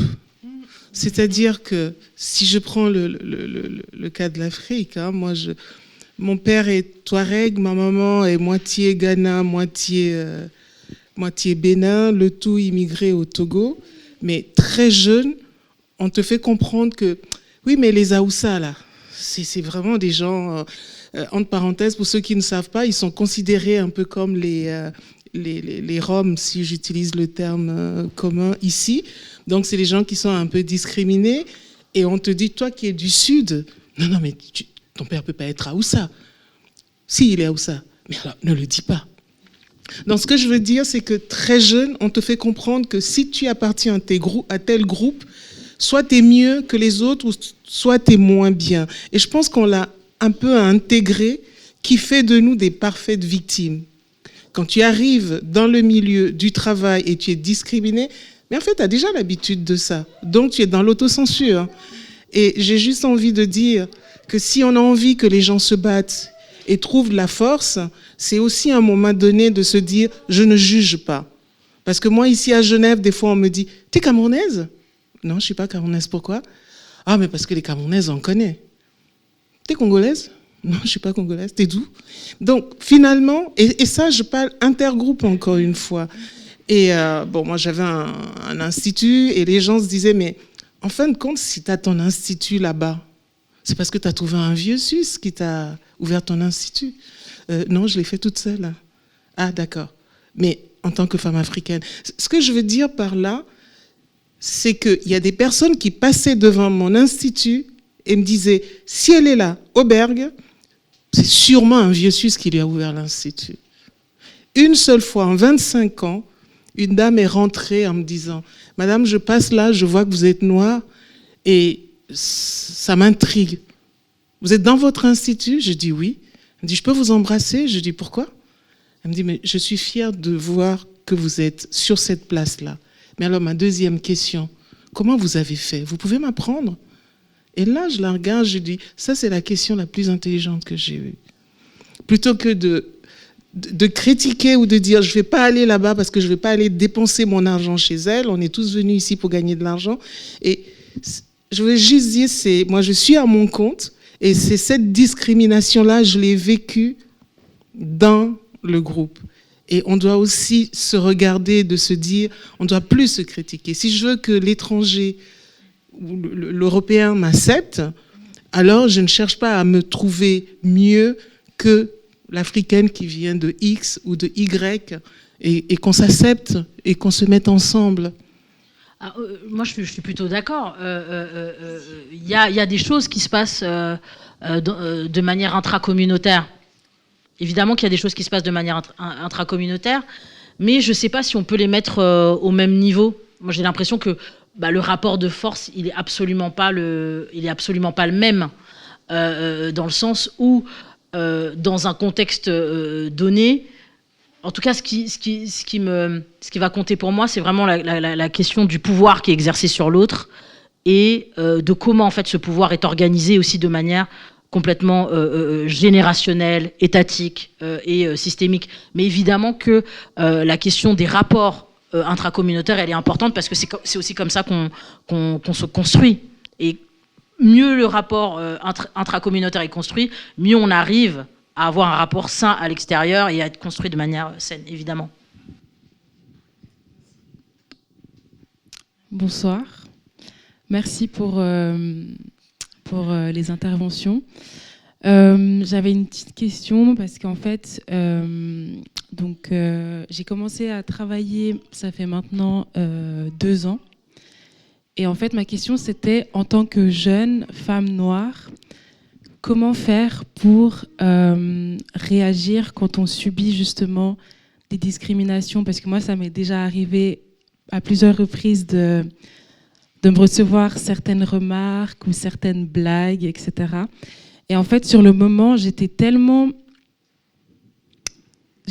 choquée, en fait, que sur le moment, j'ai même pas réussi à réagir, en fait. C'est comme si j'étais, je sais pas, comme si j'avais frisé dans ma tête ou que je me disais, ah, mais putain, si je réagis, je vais passer pour la femme noire en colère. Ou, Du coup, sur le moment, j'étais tellement... à plusieurs reprises, ça m'est arrivé, j'étais tellement choquée que je me disais, il y avait une partie de moi qui me disait, mais si tu réagis, tu passes pour la femme en colère, et si tu réagis pas, tu passes pour la victime. Donc, c'était assez compliqué. Et du coup, ma question, c'était quel conseil vous donnerez à justement une jeune femme noire qui commence dans le milieu du travail, et quel outil en fait pour réagir prochainement face à ce genre de situation, en fait. Voilà, alors, sur les outils, je vais laisser Marie, la coach spécialiste. Moi, je vais dire sur le principe, en fait, 0 tolérance. 0. C'est-à-dire que dès la première remarque qui gêne, c'est stop. Les gens pensent que vous êtes une femme noire en colère, so what? La colère, c'est une émotion naturelle, c'est normal. En fait, il faut poser les limites dès le départ. Parce que si vous ne le faites pas, 5 ans plus tard, quand vous allez enfin dire « mais putain, vous me faites chier », et là, vous allez le dire, le problème, c'est que la colère aura tellement grandi que du coup, là, vous allez vraiment exprimer une colère qui peut paraître démesurée. C'est qu'en fait, dès la première expérience, dès le premier commentaire qui ne va pas, que ce soit sur les cheveux, vous mettez en fait les gens à leur place, vous mettez vos limites en fait, et vous avez le droit de poser des limites. Vous êtes là pour faire un travail. Donc c'est peut-être de rappeler aux gens, au fait, comme je disais souvent, je me coiffe pas pour vous, je suis pas là en attente de compliments de votre part. Non, mais c'était pour être gentil. Non, mais c'est bon. Mais en disant de manière très polie, c'est merci pour le compliment, mais j'en veux pas en fait. C'est bon, je suis pas là pour ça. Donc ne pas vouloir systématiquement être accepté. Moi, j'aime pas ce terme quand on parle souvent d'inclusion en disant belonging, le besoin d'appartenance. Non, moi, j'exige le respect. J'ai besoin je veux être respectée. Je ne cherche pas l'amour de quelqu'un. Je veux être respectée dans le cadre professionnel. Et le respect, ça s'impose, en fait.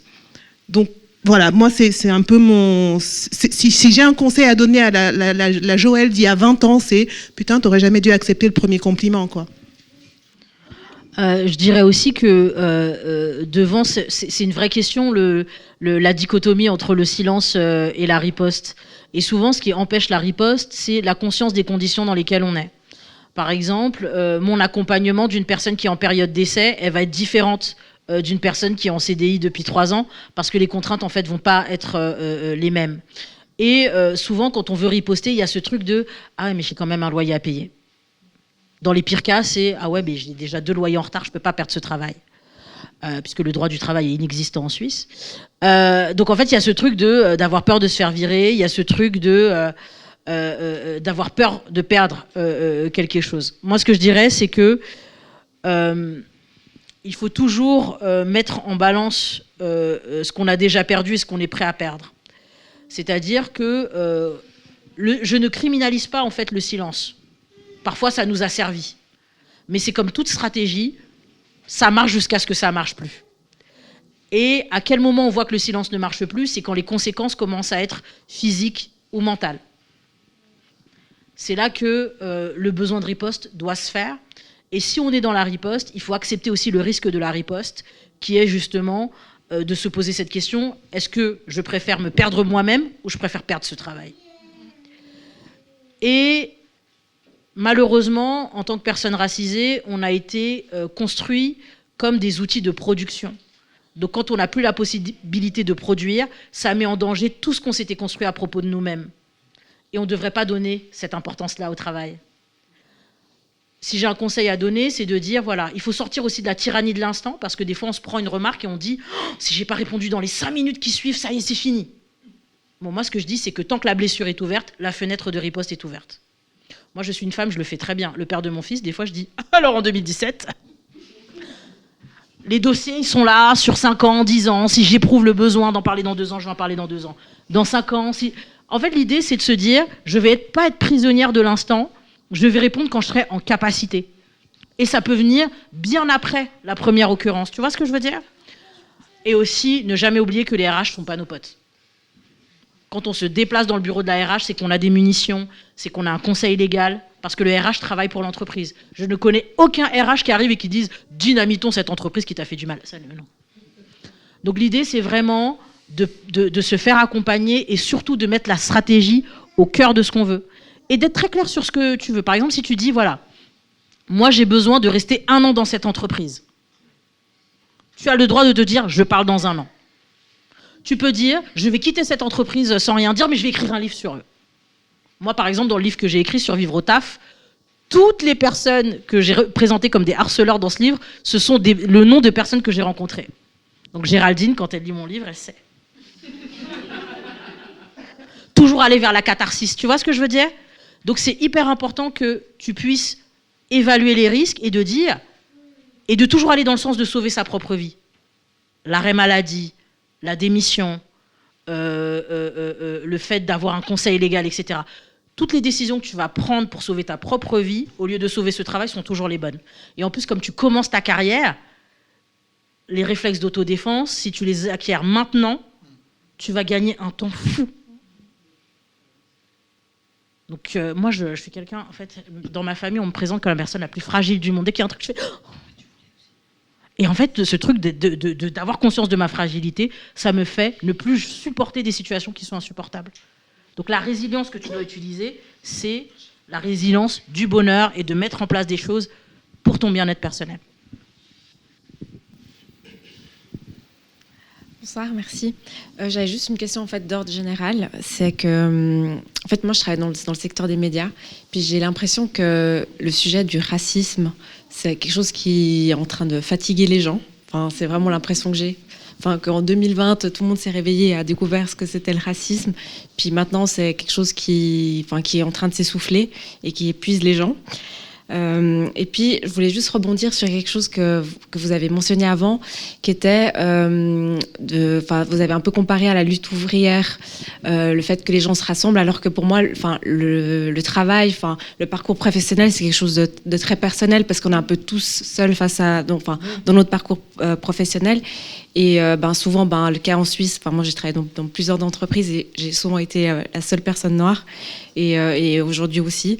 Et en fait, comment faire avancer ce sujet déjà un peu au travail, mais sans passer, parce que finalement on est un peu seul, et puis aussi dans l'espace public, comment s'y prendre en fait. Alors moi j'aime bien parce que à chaque fois qu'il y a des questions, c'est sans passer pour. En fait, tu passeras pour. La vérité, si t'es pas une meuf noire qui ramène pas des gâteaux au travail,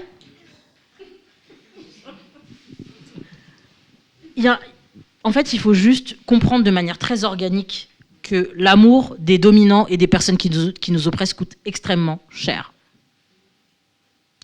C'est-à-dire que dans toutes mes expériences professionnelles, si j'avais pas les maxillaires au maximum, j'étais menaçante.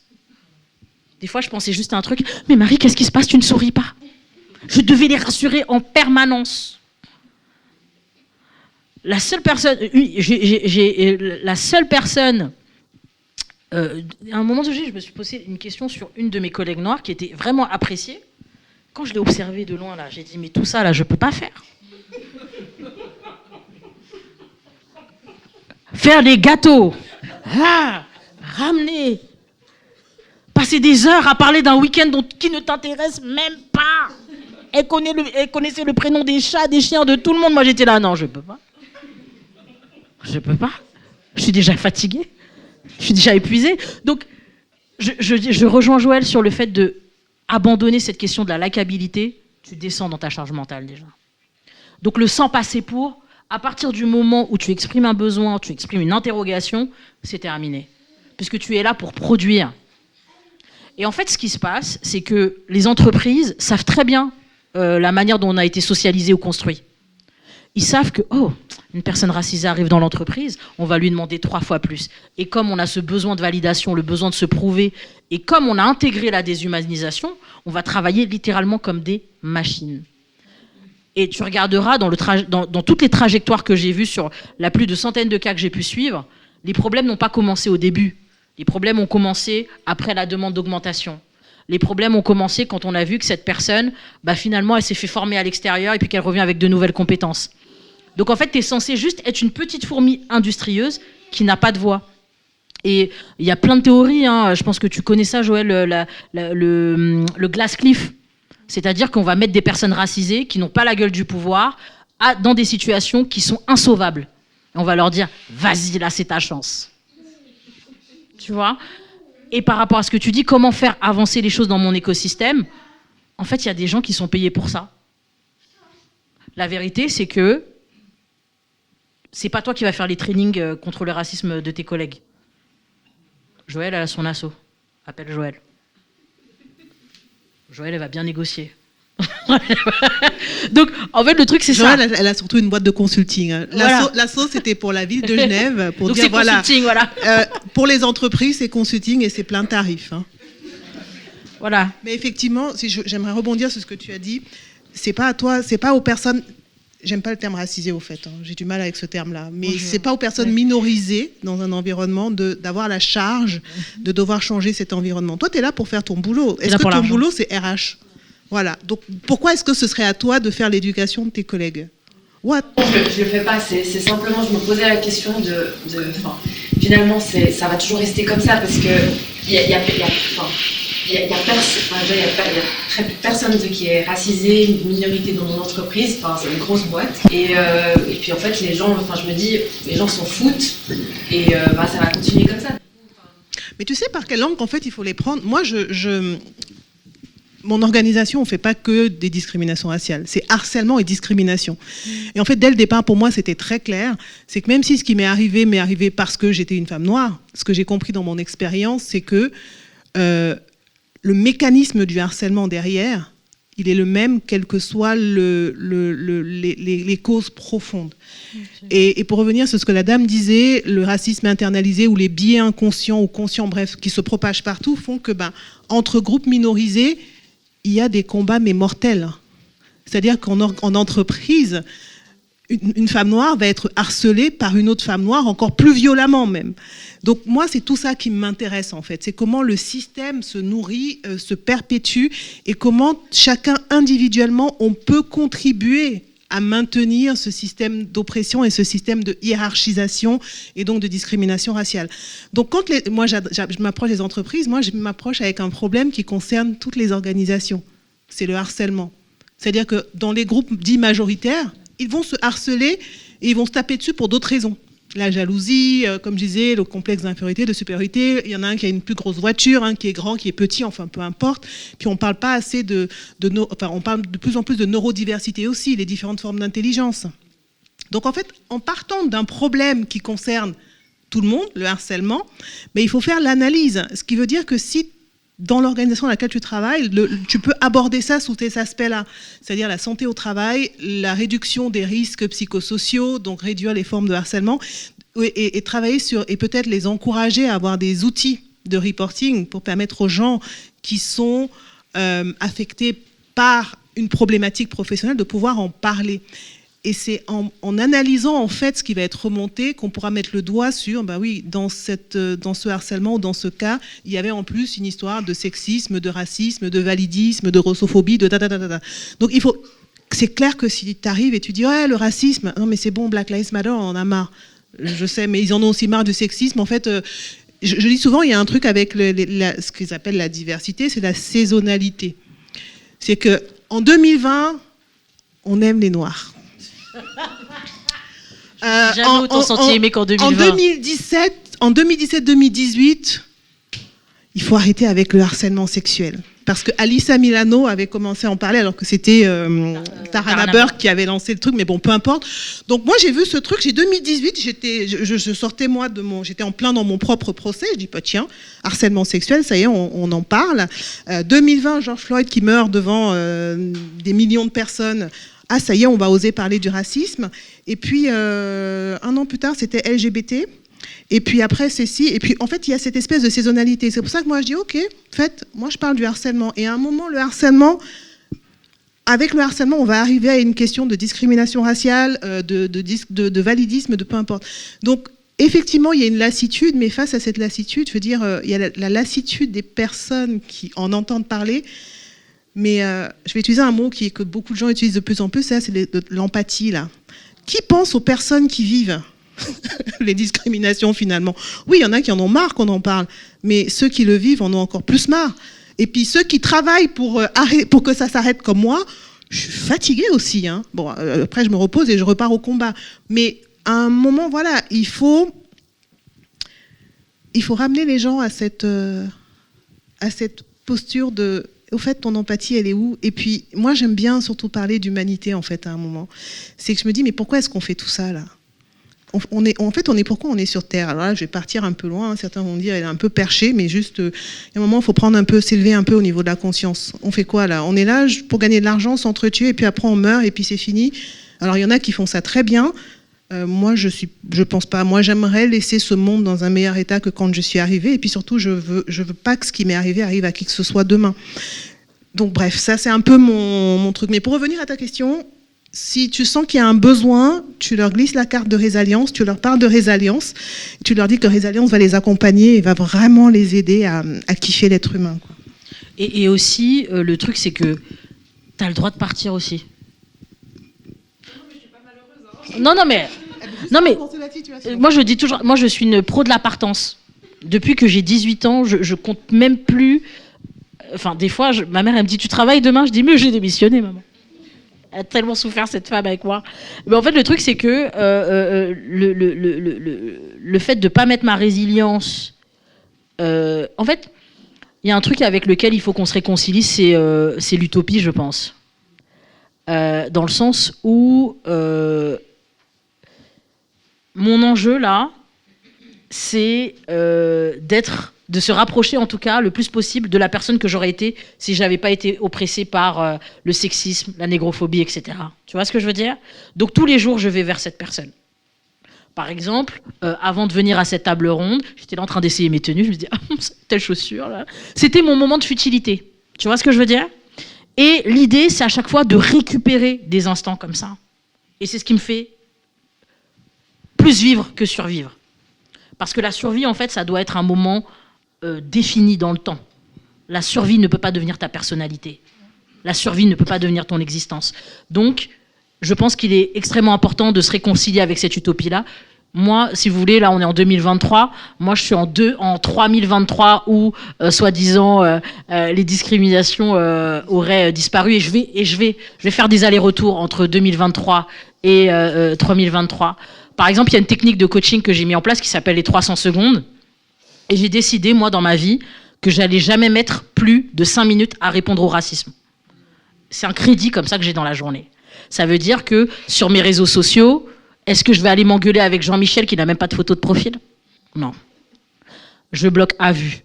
Par exemple, s'il y a des débats dans lesquels j'estime que j'ai pas envie de le faire, je ne vais pas le faire. Il y a des discussions auxquelles je ne vais pas participer.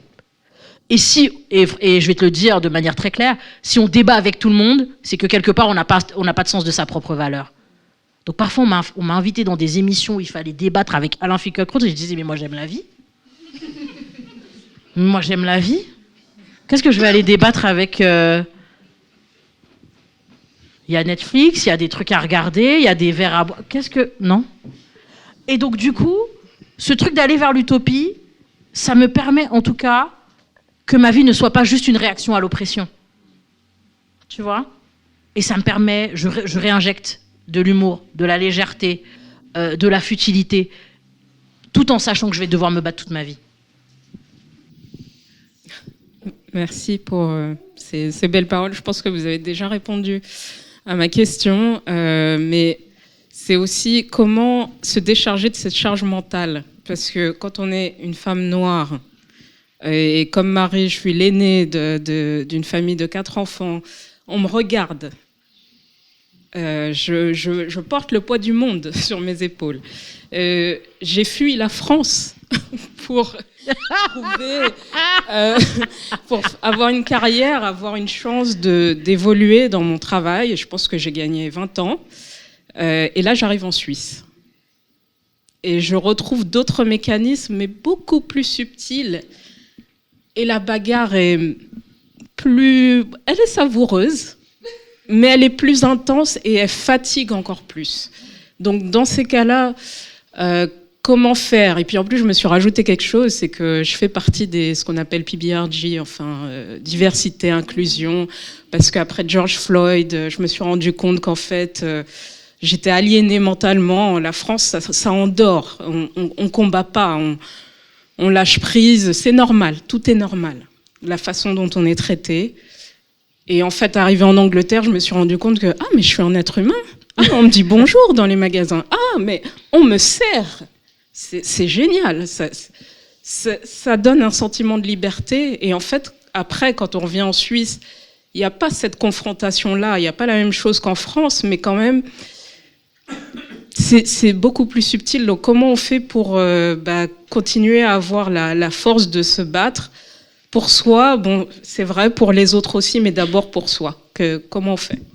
L'intelligence des limites, dans le sens où ta vie ne peut pas être une instance de bataille successive. Il y a des batailles que tu vas mener, parce qu'il en va de ta vie. Il y a des batailles que tu as le droit de laisser tomber. Et il y a des batailles que tu peux faire mener par d'autres. Et aussi, de manière très claire, moi je suis très pro-thérapie. Parce que en fait, je n'arrive même pas, quand quelqu'un me dit « je souffre mais j'ai jamais suivi de thérapie », je lui dis « mais sans cocaïne en plus ? Comment tu fais ?» Donc le truc c'est que je pense qu'il faut un espace thérapeutique pour traiter ça, pour traiter le traumatisme racial qui est inévitable.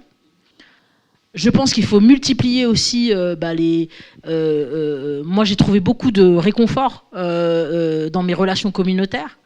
Le fait d'avoir d'autres femmes noires dans mon entourage, ça a été... C'est un souffle d'air frais pour moi parce que j'ai pas besoin de m'expliquer, j'ai pas besoin j'ai pas besoin de sous-titres.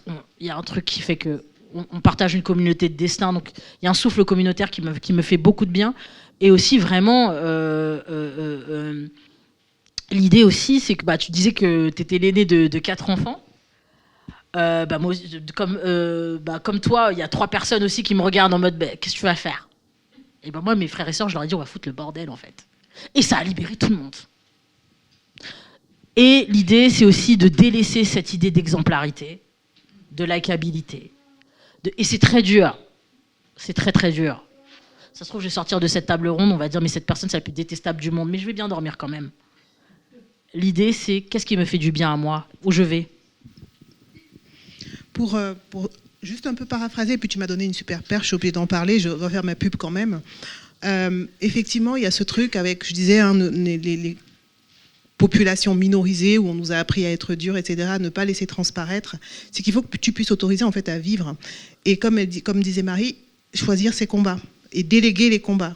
Le fait d'être allé dans ce groupe d'ERG, c'est une charge supplémentaire que tu t'es mise. Et bien évidemment, avec l'absolution et puis l'accord, les gens étaient bien contents que toi, tu rentres dedans, mais c'est pas ça. Et ton travail, pendant que tu fais ça, ton travail, il peut en pâtir. Et puis demain, ils vont pas se gêner pour dire « mais t'as baissé dans ta performance, là, hein, sans savoir toute la charge que tu portes. » Donc effectivement, choisir tes combats, et puis...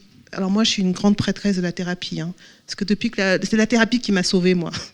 Et aujourd'hui, c'est aussi pour ça que je parle de dépression, de santé mentale sans aucun problème, parce que ce truc où notamment les femmes noires, on nous éduque pour être les lionnes, les fortes, les machins, je dis bullshit, il faut arrêter ces conneries, quoi. C'est vraiment, on nous a vraiment menti. Parfois, je regarde ma mère, je fais mais bon, c'est pas de sa faute. Comme je dis, on devient adulte quand on comprend que les parents ont fait de leur mieux avec les informations qu'ils avaient à leur temps. Mais moi, dans ma famille, je me dis parfois, mais si j'ai subi tout ce que j'ai subi pendant 7 ans dans la dernière entreprise sans m'en rendre compte, c'est parce que je n'étais pas à l'écoute de moi-même et de mes propres besoins. Donc, ce qui fait que la plateforme dont je parlais, rescare.com, mon objectif à la base, quand je lançais ça, c'était de fournir un outil pour accompagner les personnes au niveau psychologique d'abord. Et de sélectionner des praticiens qui ont une sensibilité, une ouverture sur la diversité. Et là, je vais parler de celui qui a inspiré cette plateforme. On fait une partie de cette plateforme bien malgré lui. C'est un psychiatre que j'ai rencontré à Genève. C'est la seule fois dans ma dépression où je me suis dit je vais me donner la mort. J'avais jamais pensé, je me suis jamais dit je vais me suicider. J'avais juste arrêté de m'alimenter, de me nourrir, etc. Mais ce jour-là, je me suis dit, ce qu'il m'a dit pendant cette séance-là, en fait, il m'a fait comprendre que c'était de ma faute ce qui m'était arrivé, tellement il était nullissime. Je suis sortie, je suis rentrée dans ma voiture, je lui ai dit, bon, tu prends la voiture, le lac, c'est juste tout droit, tu fonces, tu t'arrêtes pas. Bon, j'ai pleuré 30 minutes dans ma voiture et je me dis, rentre chez toi, va dormir et demain tu verras. Et heureusement, dans mon malheur, j'étais suivie aussi par une psychothérapeute. Et elle était juste géniale. Donc, depuis que je suis passée par là, ça m'a permis de me... vous savez, dans nos cultures, là, les psys, c'est pour les fous. Non, les psys, c'est pas pour les fous, en fait. Il faut vraiment réhabiliter ça et il faut oser aller demander de l'aide. Je dis toujours ça. Mais ne pas se tromper chez qui on va. Ne pas tomber sur n'importe qui. Donc, sélectionner, choisir. Et si on se sent pas à l'aise avec un psy, un coach, il faut pas hésiter à en changer. C'est pour ça que je me suis dit, moi, à un moment, tu vas faire une plateforme où tu vas sélectionner ces praticiens-là selon tes critères, pour t'assurer que n'importe qui les trouve tombe sur les bonnes personnes tout de suite, quoi. Bonsoir. Moi, je travaille dans le milieu de la santé et artistique. Et là, je me retrouve j'ai remarqué depuis 2-3 ans, à vraiment une double fatigance mentale, en fait. Il y a des personnes que j'apprécie beaucoup, des personnes blanches principalement, mais qui, depuis tout ce qui s'est passé avec George Floyd, donc je pense qu'ils ont énormément lu sur le racisme et plein de choses, et je me retrouve face à des personnes en fait qui parlent tout le temps de ça au travail, qui sortent beaucoup de références, ou même si on me fait une réflexion, du coup c'est certaines personnes qui prennent la parole à ma place, et du coup j'ai l'impression de vivre des fois une nouvelle forme en fait d'harcèlement. Des fois, je me retrouve dans certaines conversations de débat parce que la personne elle a lu tel et tel livre et puis elle a sorti telle et telle référence et puis elle sait que peut-être que moi je suis aussi intéressée par la question.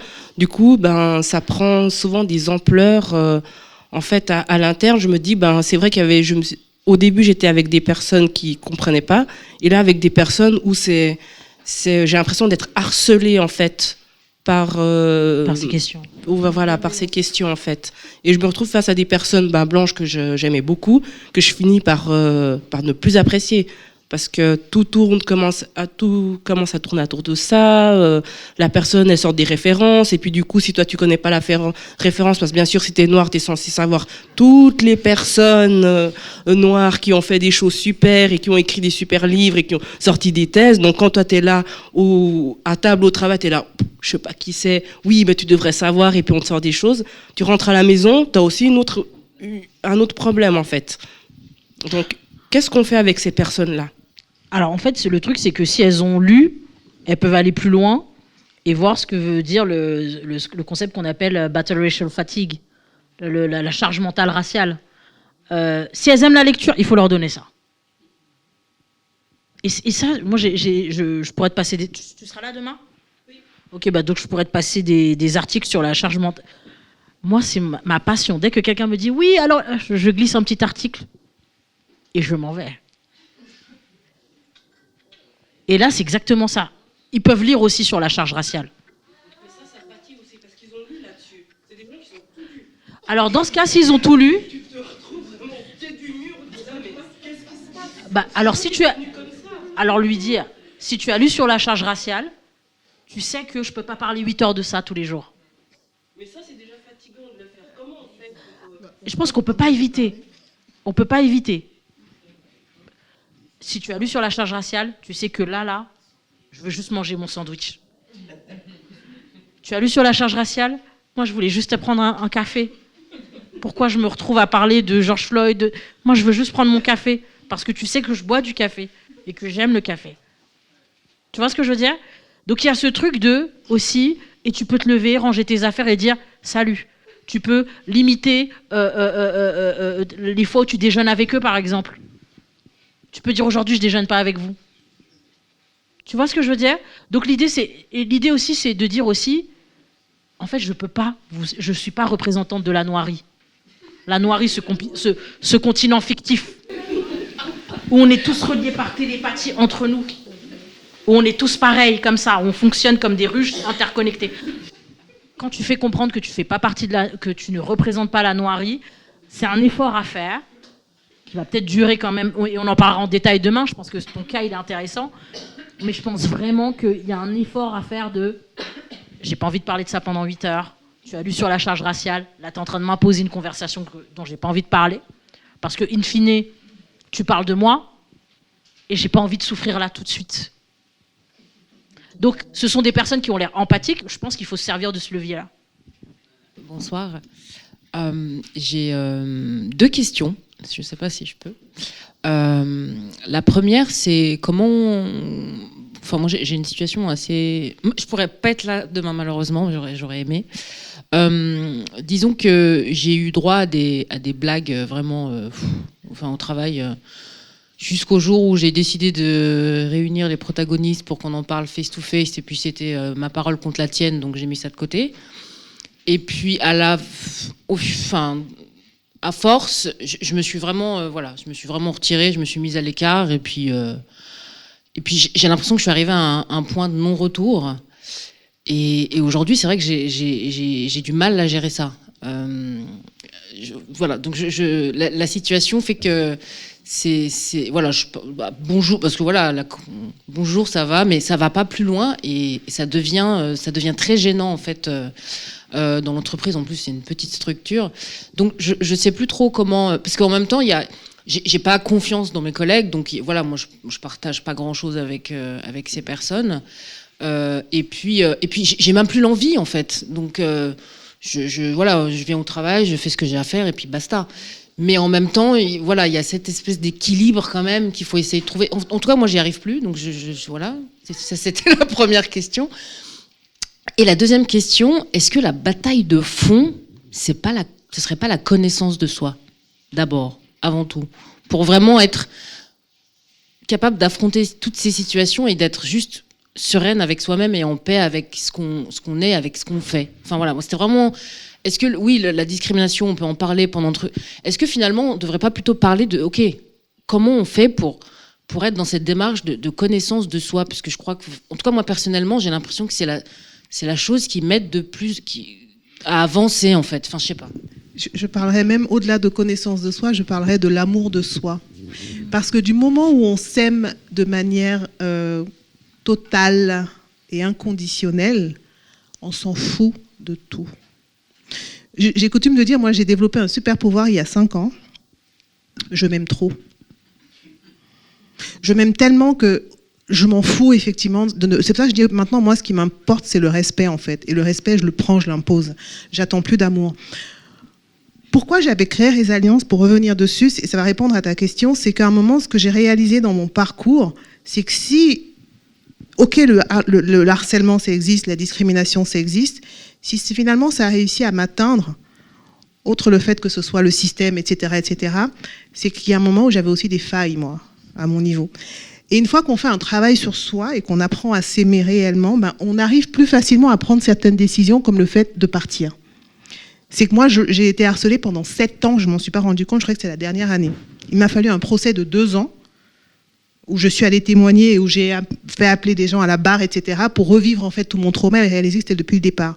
Et la question, c'est mais qu'est-ce qui fait que je suis restée, je me suis accrochée à ce travail? Effectivement, il y a la charge mentale, le fait que moi, je viens de Paris, et que je venais ici en me disant oh, je fuis la France, etc., mais j'ai retrouvé le même plafond de verre, et que derrière, j'étais juste devenue pourvoyeur de ma famille en France. Parce que c'est moi qui gagnais le meilleur salaire, alors qu'on est 4 enfants et je ne suis pas l'aînée.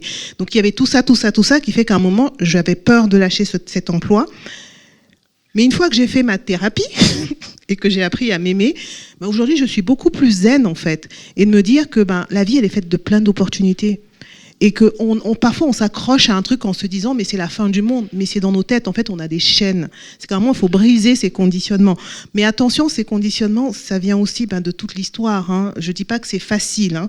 C'est l'histoire, dans le cas des Noirs, de la colonisation. C'est le système qui aussi nous a fait intégrer tout ça. Donc, c'est pour ça que quand on vit ce type de traumatisme et qu'on réalise qu'on est confronté, parce que ce n'est pas tout le monde qui réalise souvent qu'ils sont confrontés aux discriminations raciales, pour moi, c'est en fait le signal que c'est peut-être le bon moment pour faire ce travail sur soi, pour se reconstruire et pour rebondir de manière à développer les réflexes, si ça arrive encore, et à ne plus se laisser atteindre par le système. Et je dirais aussi, en fait, de manière très pratico-pratique, bon, déjà, moi, c'est ma passion de dire « faut partir ». La démission, les arrêts maladie, ma passion. Donc, le truc, c'est que, de manière très concrète, est-ce que tu peux, de manière totalement arbitraire, fixer une date à laquelle tu pars? C'est trop bien. Parce que tu t'es fixé une date arbitraire à laquelle tu pars, ça veut dire que tu engages des actions radicales pour pouvoir partir. Donc ça veut dire que tu vas te fixer des jours où tu vas envoyer des CV. Ça veut dire que tu vas dire à tout ton entourage que tu cherches du taf. Ça veut dire que tu vas travailler LinkedIn comme jamais. Donc ça veut dire que ce que tu vis entre aujourd'hui et cette date arbitraire, ça a un sens. Donc tout ce que tu as vu dans cette période, tu te dis, ça va se terminer. Donc déjà, la charge, elle descend. Et puis encore une fois, comme tu n'as pas la charge de sauver cet environnement, qu'il passe par une formation de consulting, ça peut être beaucoup plus effectif parce que finalement, c'est d'autres personnes qui vont dire les mots que toi, tu ne peux pas dire dans cet environnement parce que tu vas en absorber la charge. Après, j'ai pas de problème avec le fait que tu te protèges. C'est juste que cette isolation, elle ne se poursuive pas après le travail. C'est ça. Le fait de dire, OK, j'arrive au taf, de 9h à 17h, je fais mon taf, je ne leur parle pas. OK. Parce que t'as subi des violences, donc c'est normal que tu puisses te protéger. Simplement, à partir de 17h, moi, j'ai besoin qu'il se passe quelque chose. Parce que si je prends le taux horaire, ça veut dire que si, in fine, tes relations extra-travail en pâtissent, si tu n'arrives plus à sortir, si tu n'arrives plus à te projeter, en fait, ta journée elle commence à 9h, mais elle ne se termine jamais. Tu vois ce que je veux dire? Donc, il y a deux choses. La date arbitraire que tu fixes, les échéances que tu vas respecter pour que cette date arbitraire devienne réelle, et aussi la manière dont tu reconstruis ta vie autour pour pouvoir supporter ce qui se passe à l'intérieur. Alors, on fait signe qu'on va devoir clôturer gentiment. Vous avez quand même l'occasion de pouvoir discuter avec les intervenants et intervenantes de manière informelle et directe pendant l'apéritif. Il y avait d'autres personnes qui avaient... Voilà, il y avait d'autres personnes qui avaient... Alors du coup, ouais, je pense que c'est vraiment mieux qu'on discute pendant l'apéritif. Comme ça sera un peu plus informel et comme ça on pourra aussi un peu libérer les personnes qui sont engagées. Au nom de tout le monde, j'aimerais remercier la ville de Genève et spécialement Idil Abdoul qui a coordonné et organisé, elle est sortie, cet événement. Paul et Laurent à la technique, merci pour l'accueil et merci aussi à la bibliothèque de la Cité de nous avoir reçus. Et puis merci à vous trois d'avoir été géniaux, comme d'habitude, géniaux et génial. Et puis on se réjouit de pouvoir discuter avec vous pendant l'apéritif.